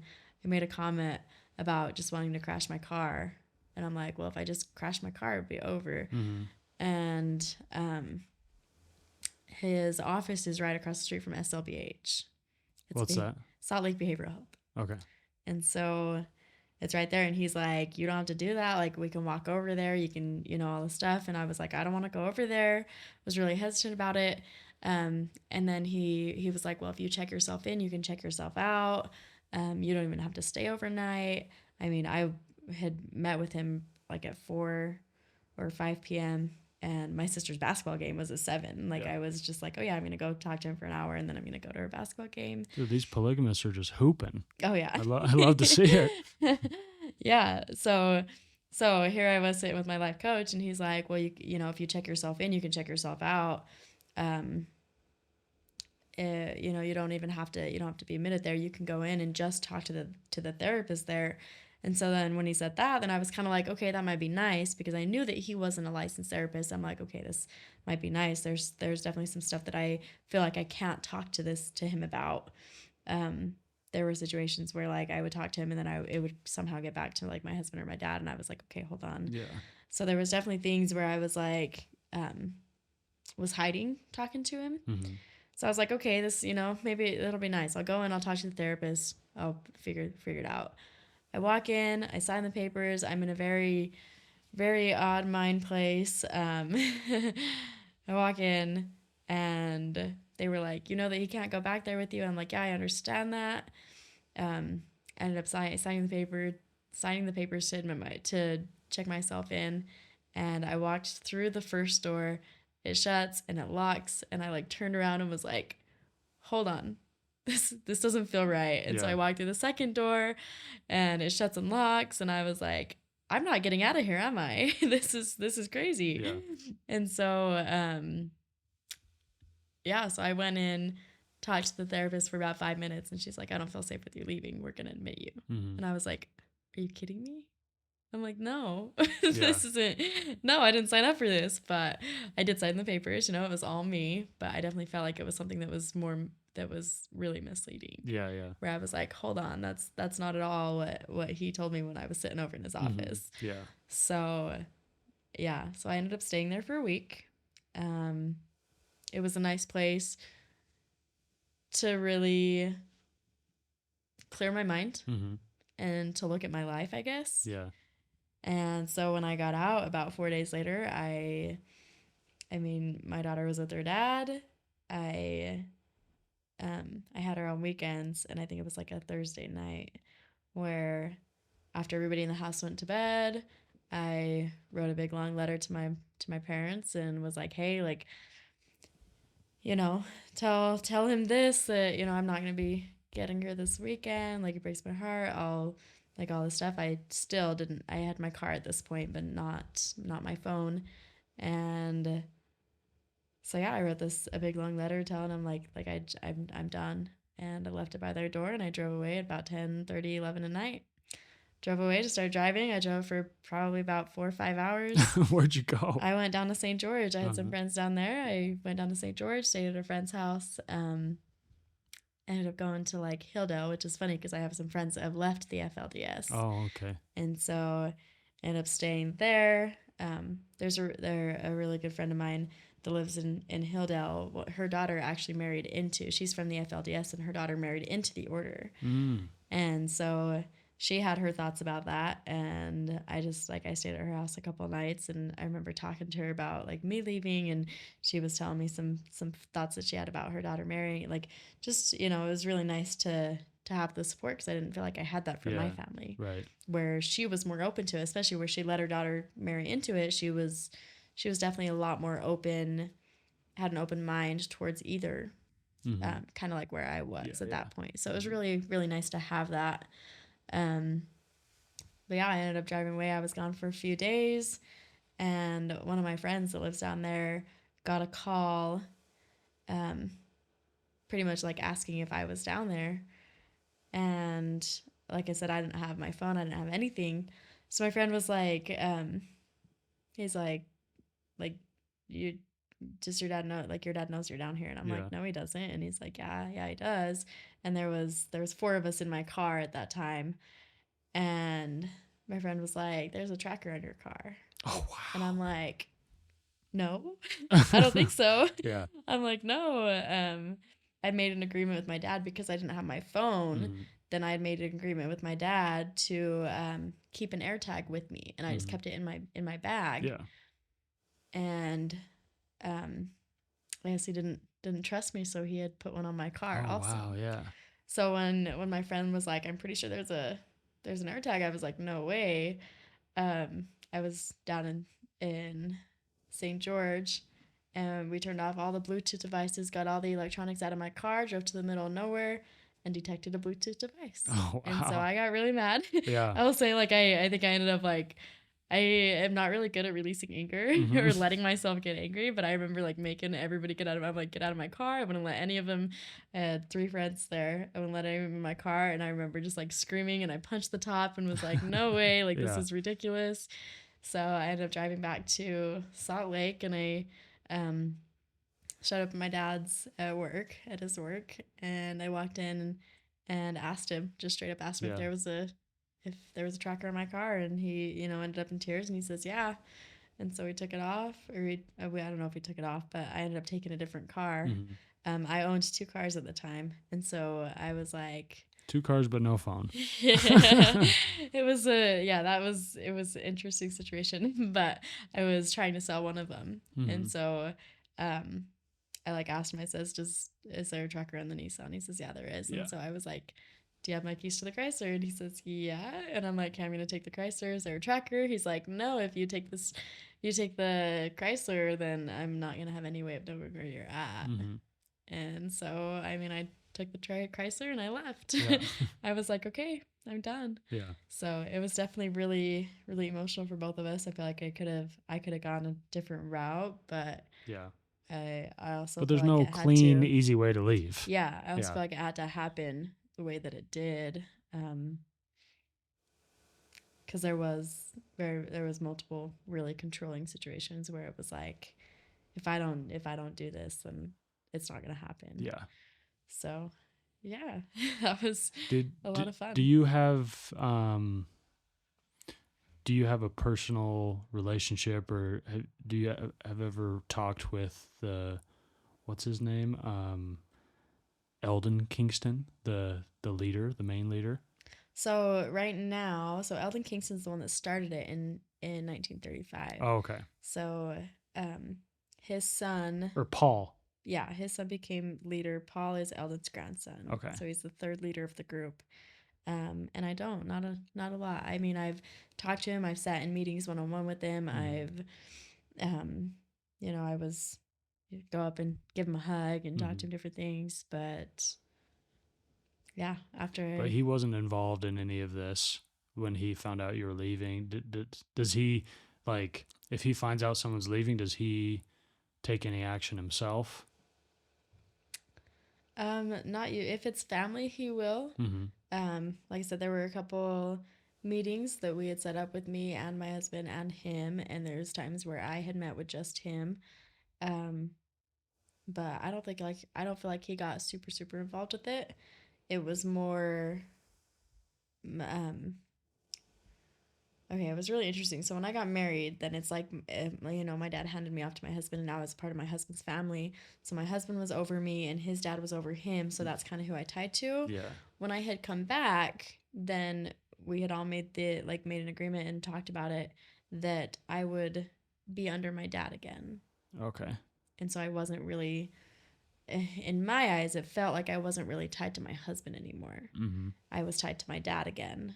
And like he had like the big say on everything. Gotcha. So he was working with my husband on what they wanted me to do, but I was going specifically to my dad for everything.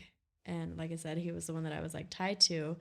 And so I feel like my dad was like tying himself a little bit to my husband and to my father-in-law and just like the whole patriarchal line and stuff. And so they were communicating with the leader. But me personally didn't really have anything with them. Gotcha. It was more like, okay, you're under your dad now. Yeah. Do what your dad says, do what your dad wants. Right. All that kind of thing. So any girl is essentially under someone. Yeah. Yeah. Mm-hmm. Yep. Tied to somebody. Not necessarily under somebody, but tied to somebody. If it's a father, then they're more some under authority figure. Yeah. Right. Gotcha. Okay. So you finally left. Were you just like crashing with friends for a while? Yeah. And this whole time you might have kind of mentioned this, but had you kind of divorced your husband, or was that just kind of, we'll deal with that later? Yeah. So we were never legally married because I wasn't the first wife. Oh, okay. So it was nice not having to go with any of the paperwork stuff for that, but it was still. So you have a ceremony and stuff, but you don't have a legal. Mm-hmm. Only the first marriage is legal. Gets a marriage license. Yep. Gotcha. So like I never took his name. I never. There was nothing like that. We have even for first wives. Then they have like their legal wedding and then they have their order wedding. So everybody has an order wedding, but only the ones that are getting legally married has their legal wedding. Okay, gotcha. So So do you have the order wedding at a church or there's just different wherever? There's different buildings that the order has. Mine specifically was just like in this big warehouse that the order owns. And so they've got... Order owns a lot of stuff, don't they? Oh, yeah. Yeah. They're everywhere. They're everywhere. It's funny because now I was at Smith's with my roommate and I was like, yeah, no, that building just over there is an order. And she's like, what? And then we're at Smith's walking and then we ended up like, I walked past an order member and she was like, you would never guess that that's an order member. He looks so normal. And I just started laughing. I'm like they're very, very fit in. Yeah. So, but they're everywhere. But yeah, mine specifically was just like in this big warehouse that the order owns. They've got their wedding planners. They've got their like all that stuff that are part of the group. So yeah. Interesting. Okay, so you kind of didn't need a big divorce thing. Yeah. You just kind of were like, I'm done. And so now you were just kind of crashing with friends, and you had joint custody with your. So I still don't have joint custody. He has full custody. Okay, he has full custody. Yeah. But he is chill with it. Yeah. Yeah. Yep. That's so did you have to go to really... court and stuff? Okay, you just were like relinquished your rights. Yeah. Yeah. Yep. I was in a very, very low state, and so when he brought me the papers, I remember sitting there for hours with him, and I'm like, I can't sign it. Nope. Yeah. I'm not giving her away. Yeah. It was really rough, but just like coming to the realization that he's really not trying to take her away from me. He mainly wanted stability. And so he's like, anything that's going to keep her stable and decisions for her. I was like, okay, that makes a lot of sense. Yeah. And I agreed with it.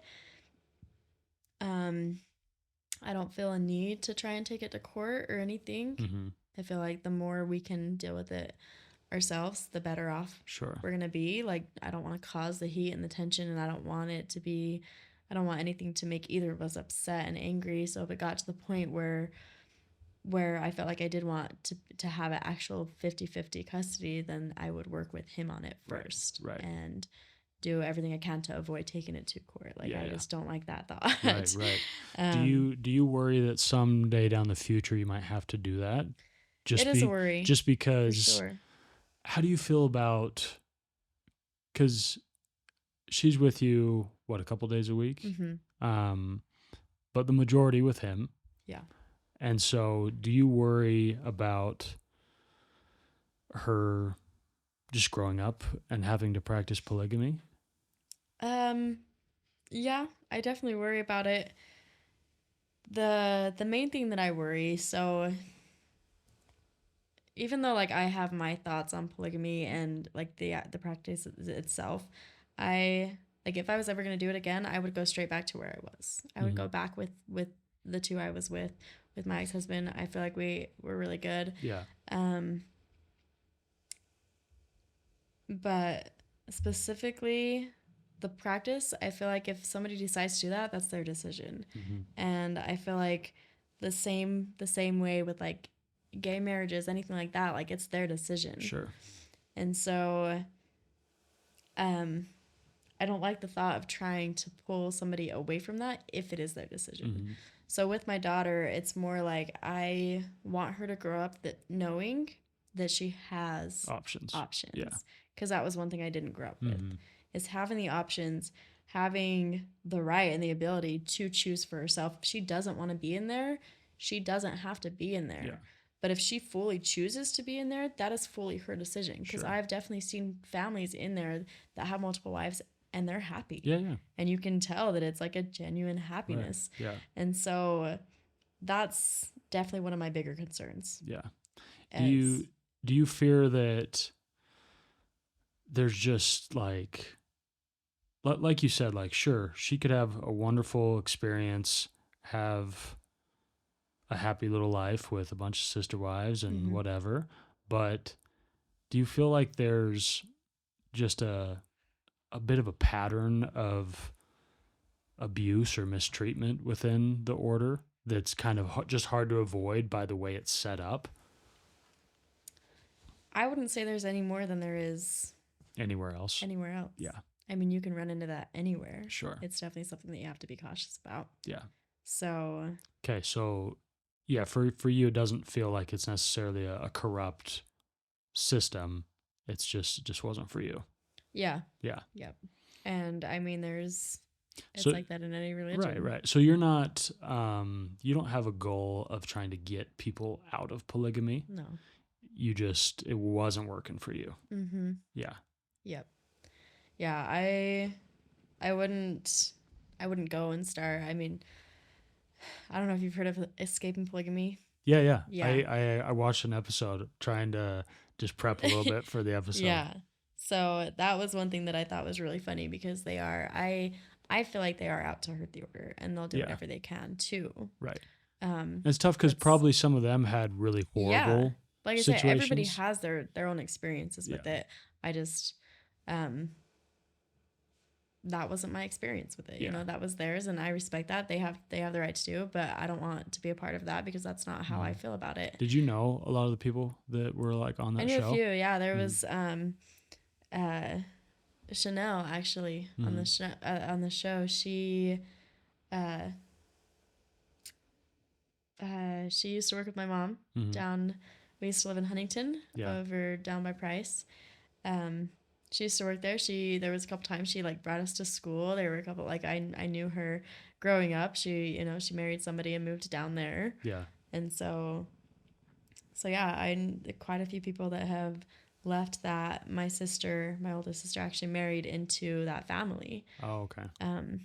One of their dad's sons. And so growing up, I've kind of here and there, I never really knew any of them like personally, was close with any of them. When did this show come out? Like 10 years ago or something? Yeah. But I was pretty young when it came out. Okay. Was there like, did the leaders say like, hey, did they kind of prep you?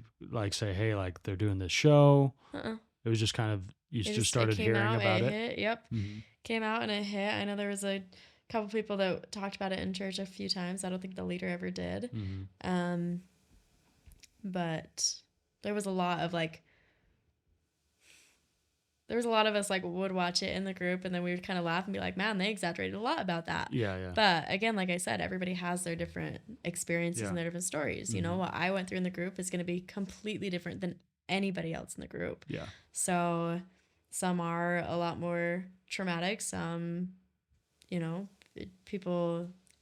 things hit people different ways. Yeah. So it's like I wouldn't try and shut escape and polygamy down. Like, even though I don't agree with what they're doing, I'm not going to try and shut the order down. Nothing like that. Yeah. I feel like if something's not for you and it's not your path, change the path. Why does it matter? Yeah, right? yeah. Like, why the order doesn't have to like lash out on me or anybody that leaves, and the people that leave don't have to lash out on the order. Like, why can't it just be their separate ways? And that's one thing that I never really did understand. There's definitely people that egg on in both situations, people in the order and people that have left that kind of egg it on, right, and go back and forth. But for me, it's just kind of like, if I choose to leave you, let me leave you, and you guys don't hold on to me or don't make my life any harder, and I won't do the same. Like, we're both just trying to live our lives, doing our best here.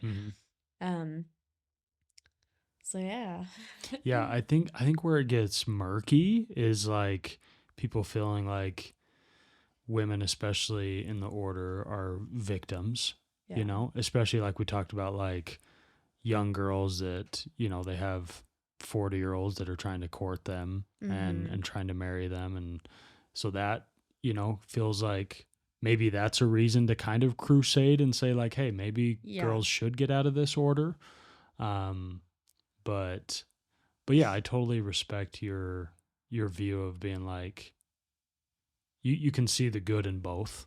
Yeah. You know, and I think whether like, and maybe part of you feels like some of those girls are victims and should get help. Like it, even if that's true, it doesn't really help you to be angry and bitter. Yeah. You know, and maybe you're a safe place they can go to if they need to. And that's what's cool about you speaking out, is if there are girls that are in trouble or feel like they have no one to talk to, hopefully they know they can speak to you, and know that you're not the kind of person like maybe some people from escaping polygamy that are going to be like, yeah, like screw your family, screw everyone in the order, like come with me. It's more like, I've done it, and I know both sides, and you can kind of be a safe middle ground. Yeah, that's what my cousin was for me. She had a sister that went on escaping polygamy, and I honestly, like, when my cousin she had an older sister, but my cousin, like, we're the same age and we were really close growing up. When she left, it was really hard for me to lose her because I was still in there, and it was like cut ties, you know? Yeah. So when I left, I started talking to her a lot more, and she was definitely like, I don't want anything to do with that. I don't want to hurt the order. I still love my family. I'm just going to live my life. Yeah. And I thought that was really, really awesome because it was something where I'm like, I can go to her and she'll be like, well, do you still love him? And I'm like, yeah. And she's like, well, do you want to make it work? Like, it didn't feel like she was like, leave him, get away from that, you know? And so I was like, holy cow, like, she actually cares about how I feel and what I want and what's best for me. She cares about that rather than, we hate the order, so we're going to try and pull you out. Yeah. You know?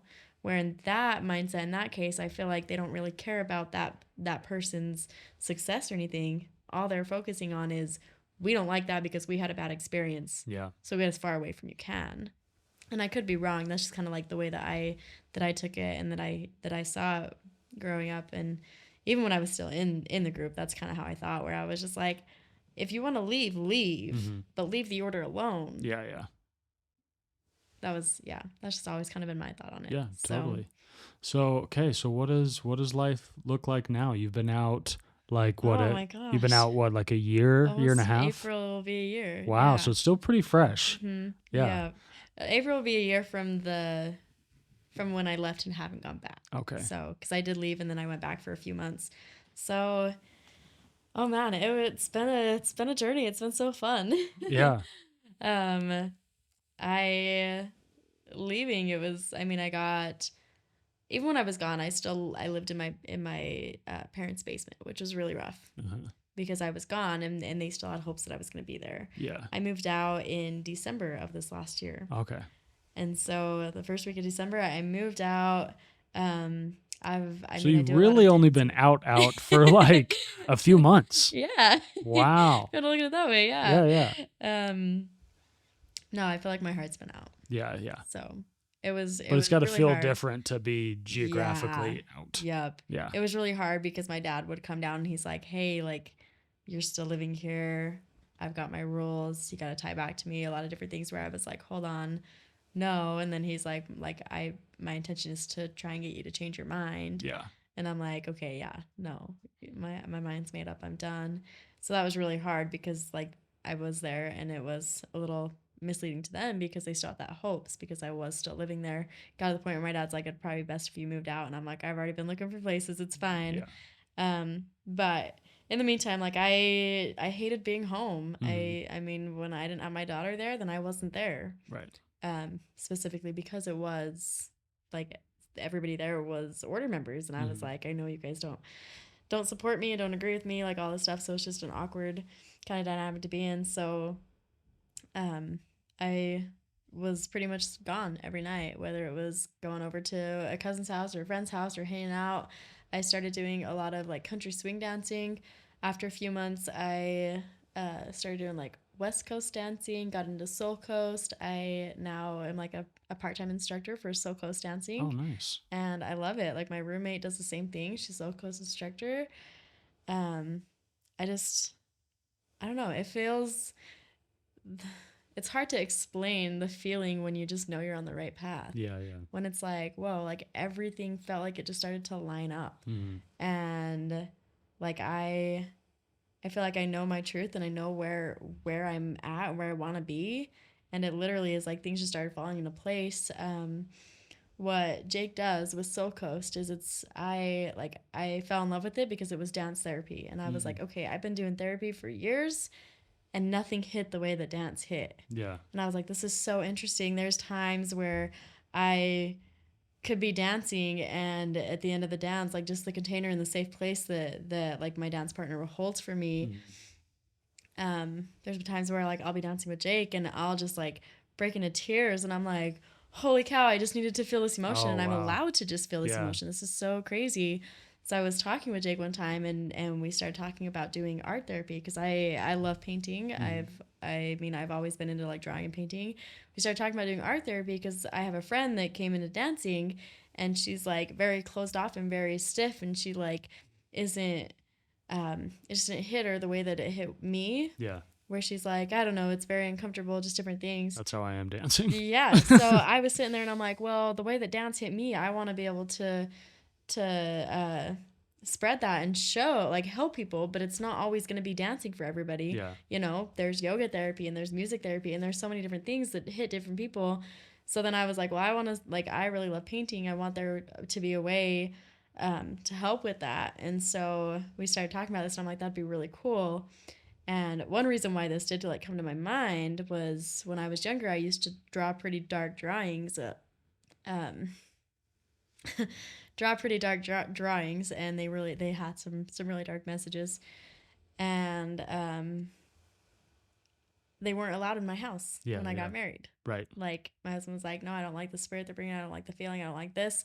That was my way of getting my emotion out. Yeah. I didn't realize it at the time. It was just like, this is how I feel, so I'm drawing it. Yeah, it was like a journal. Yeah, I didn't realize that that's how I was releasing that emotion. So when I felt like I wasn't allowed to draw that anymore, and like the paintings or the drawings ended up getting burned, and it was just like, holy cow, like that was a part of me, and now they're gone. I didn't feel like I was allowed to draw them anymore, and I started having crazy bad suicidal dreams.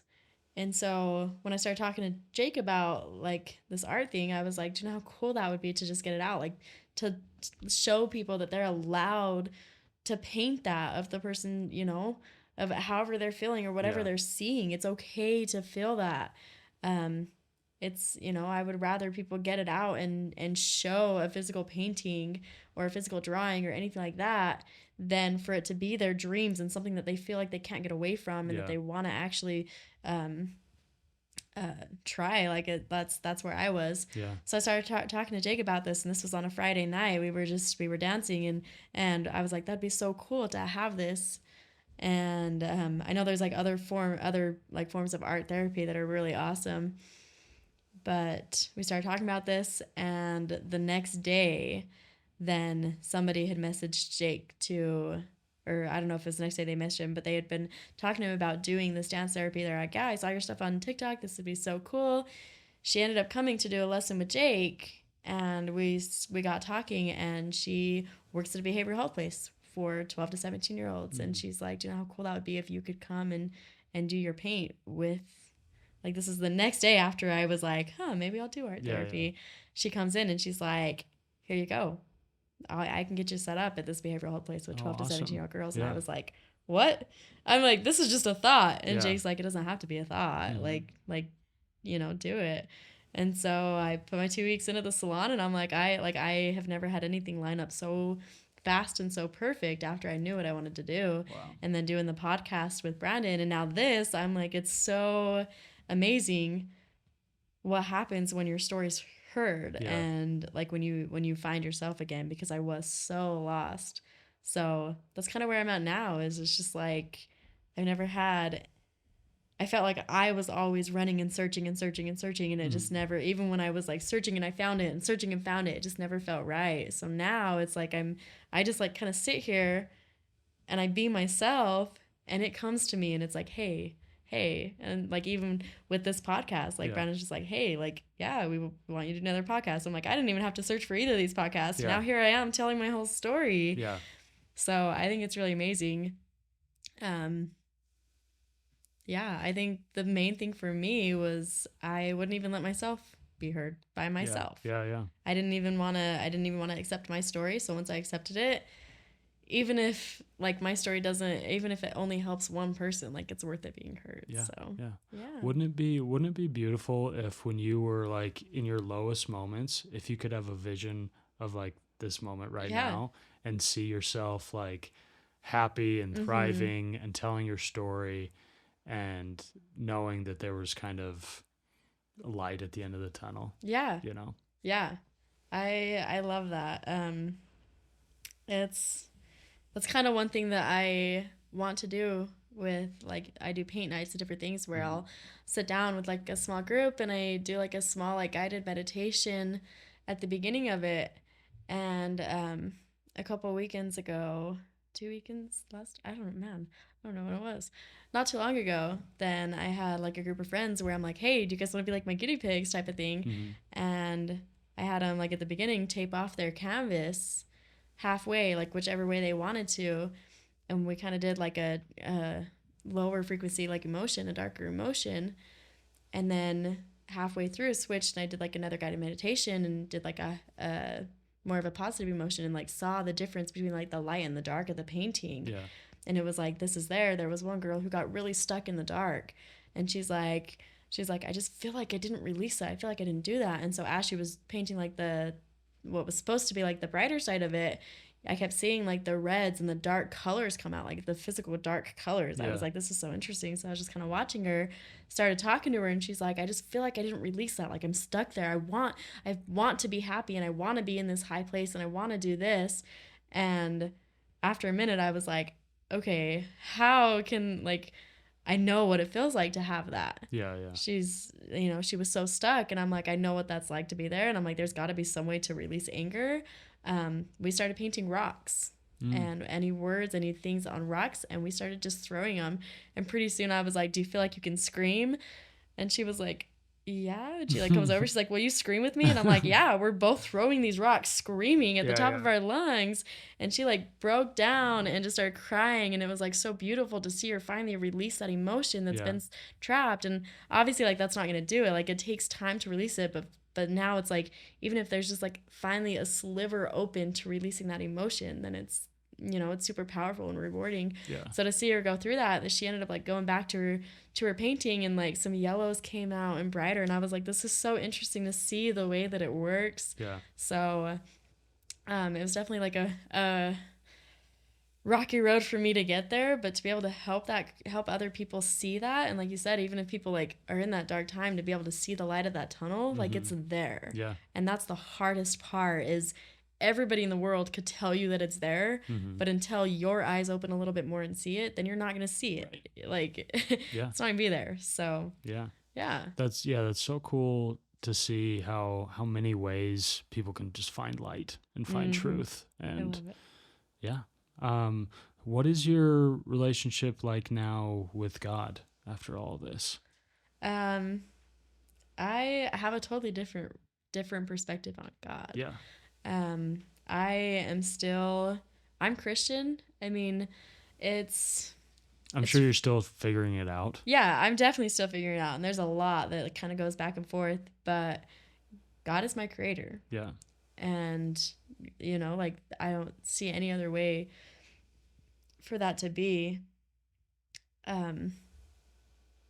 It's like being in that group and being religious and feeling like you always had to turn to God and seeing like this and that, and God created this, then sometimes it just felt like, sometimes I would just ask like, are you sure God doesn't make mistakes?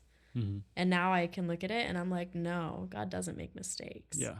God's your creator. God's whatever is your creator is your God. To me, that like, I'm still Christian. I still believe in Christ. I still believe in God, different things. But I feel like there's more love than there ever has been. I feel love from God more than I've ever felt. And I feel more love for him than I've ever felt. Wow. And I don't know how else to explain it. Yeah. My roommate, she's amazing. She just got a little tattoo on her arm that says God is love. And I was like, that is the best thing ever. Yeah. And I feel like looking back on it, I never really had my own relationship with God. Mm-hmm. And I never really had my own testimony. I never, any of that. It was all based off of my family and the ones that came before me. And it was just like, now there's nobody that could tell me something that would change the way that I feel about myself and about God right now. Yeah, that's beautiful. I feel like so many people, when they leave a religion, they also leave God. Yeah. And it's so cool that you kind of found him in all this. Or, you never completely lost him, but you found... There are definitely times where I was like, oh, yeah, nope, I don't believe in God. He's not there. Everything bad's happening. Like all this stuff, there was a God, But yeah, there's... I definitely like left here and someone completely to the side, and I was like, hold on, I want to be right here. Yeah. So that's where I found it, and I realized that right here is where my heart is. Yeah. And that's where the love is, and I love it. That's so awesome.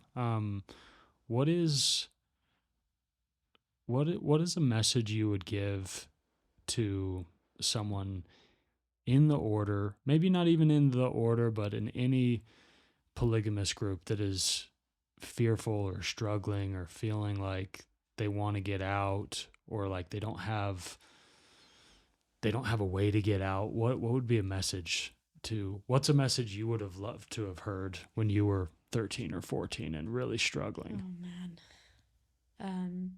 From somebody that's actually kind of made it out. Yeah.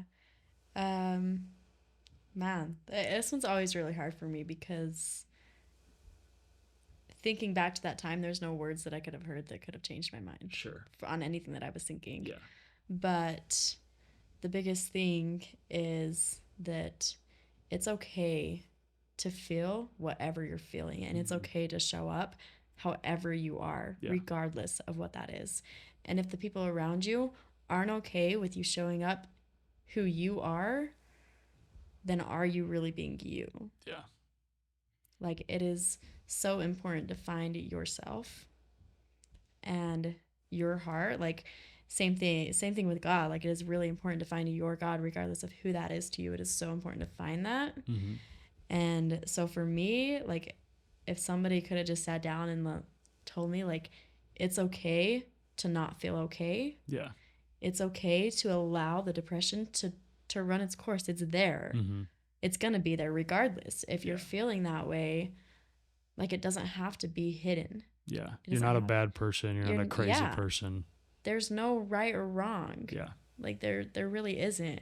I hate how people, like, growing up, it was like, this is a bad emotion. This is a bad emotion. Mm-hmm. I hate the phrase bad emotion because there's no such thing as bad emotions. Yeah. There's just wrong ways to use them. And they just arrive. Yeah. Right. And They're there's there. there's a million reasons why they come. Mm-hmm. And sometimes, like, you know, there's things you can do to help it and to ward it off. But yeah, these emotions just show up.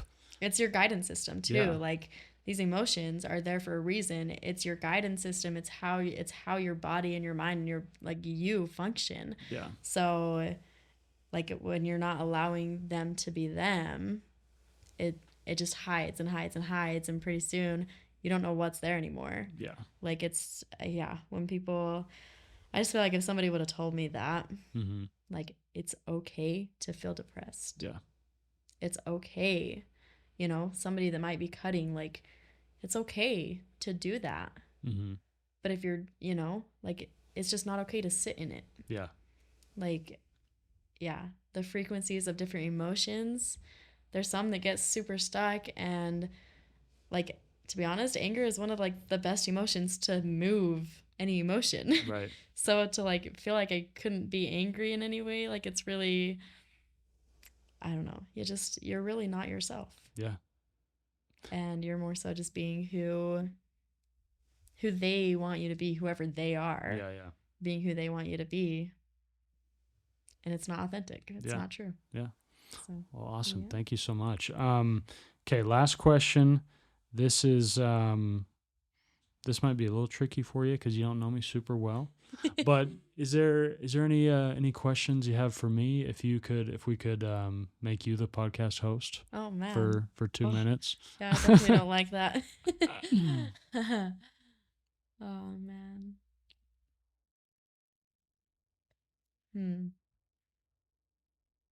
Wow. That one is tough for me. No, I think it's really cool that you're doing, like, these podcasts. When you, like, your other podcast, do you have a specific thing that you focus on, or is it just kind of everything? It's kind of everything. I try to just, like, a really simplistic way of looking at it is I want to talk about what it means to be human, you know? And that maybe sounds a bit reductive because it's like, yeah, everyone's human, like, big deal. But yeah, it's me wanting to kind of dig into people's souls and talk about things people care about, things that people are passionate about, people's struggles. So yeah, I have themes and ideas I like to come back to, but I also, like, want it to be open to anything. That's awesome. Yeah. Like, I mean, I don't want to do a whole episode about, like, fishing. Yeah. You know, but if you're a fisherman, I'm down to talk about it for a minute, you know, but yeah. I love that. Yeah. Like, you know, and I'm LDS, but I don't want this to be an LDS podcast that we just talk about those themes. I want to be able to just talk about anything.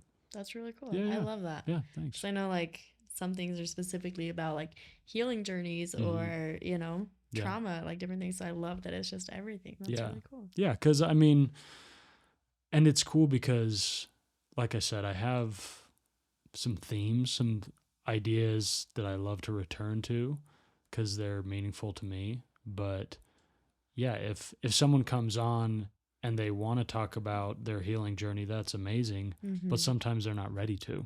Yeah. You know? And so I like it to just be a place where, yeah, we can talk about whatever. That's really cool. How long have you been doing this? I started in the very end of 2019. Oh, that's really awesome. Yeah. I love that. But I've gotten more legit and serious the past year as far as just doing an episode every week and kind of upping the production level and stuff. But yeah. That's awesome. Yeah. I love it. Yeah. Awesome. Well, Katie, thanks so much. You've been awesome. I've just loved your take on just not having bitterness and not having anger, even though you probably have plenty of reasons to, you know, and we all do for things we've been through, but I think you've found that there's no peace in that. There's no utility in it, and it doesn't really get you anywhere, you know. And so you've focused on the love side of things, you know. And I think that's awesome. You were talking to me before the show about how you've gotten like an amazing text from your sister wife after you did the first episode, and there's been great support there, and so even though I'm sure it's hard at times, you can go back, visit people, visit your family, visit the order, and maybe there's some harsh feelings and some resentment, but it's something you can do and find peace in. Yeah. Yeah. I feel like the only one that it's hurting to keep that is me. Yeah. So if I found peace and they decide to kind of have that resentment and that anger, then that's just going to be within them. Yeah, that's on them. So yeah. Well, that's a great attitude. Well, Katie, you're amazing. And I appreciate you coming on. Thank you for having me. Yeah. It's been a blast. Okay. Well, guys, if you enjoyed the episode, which I know you did because you listened to it, please share it. And yeah, we'll see you next time. Yeah. Yes. Okay. Peace.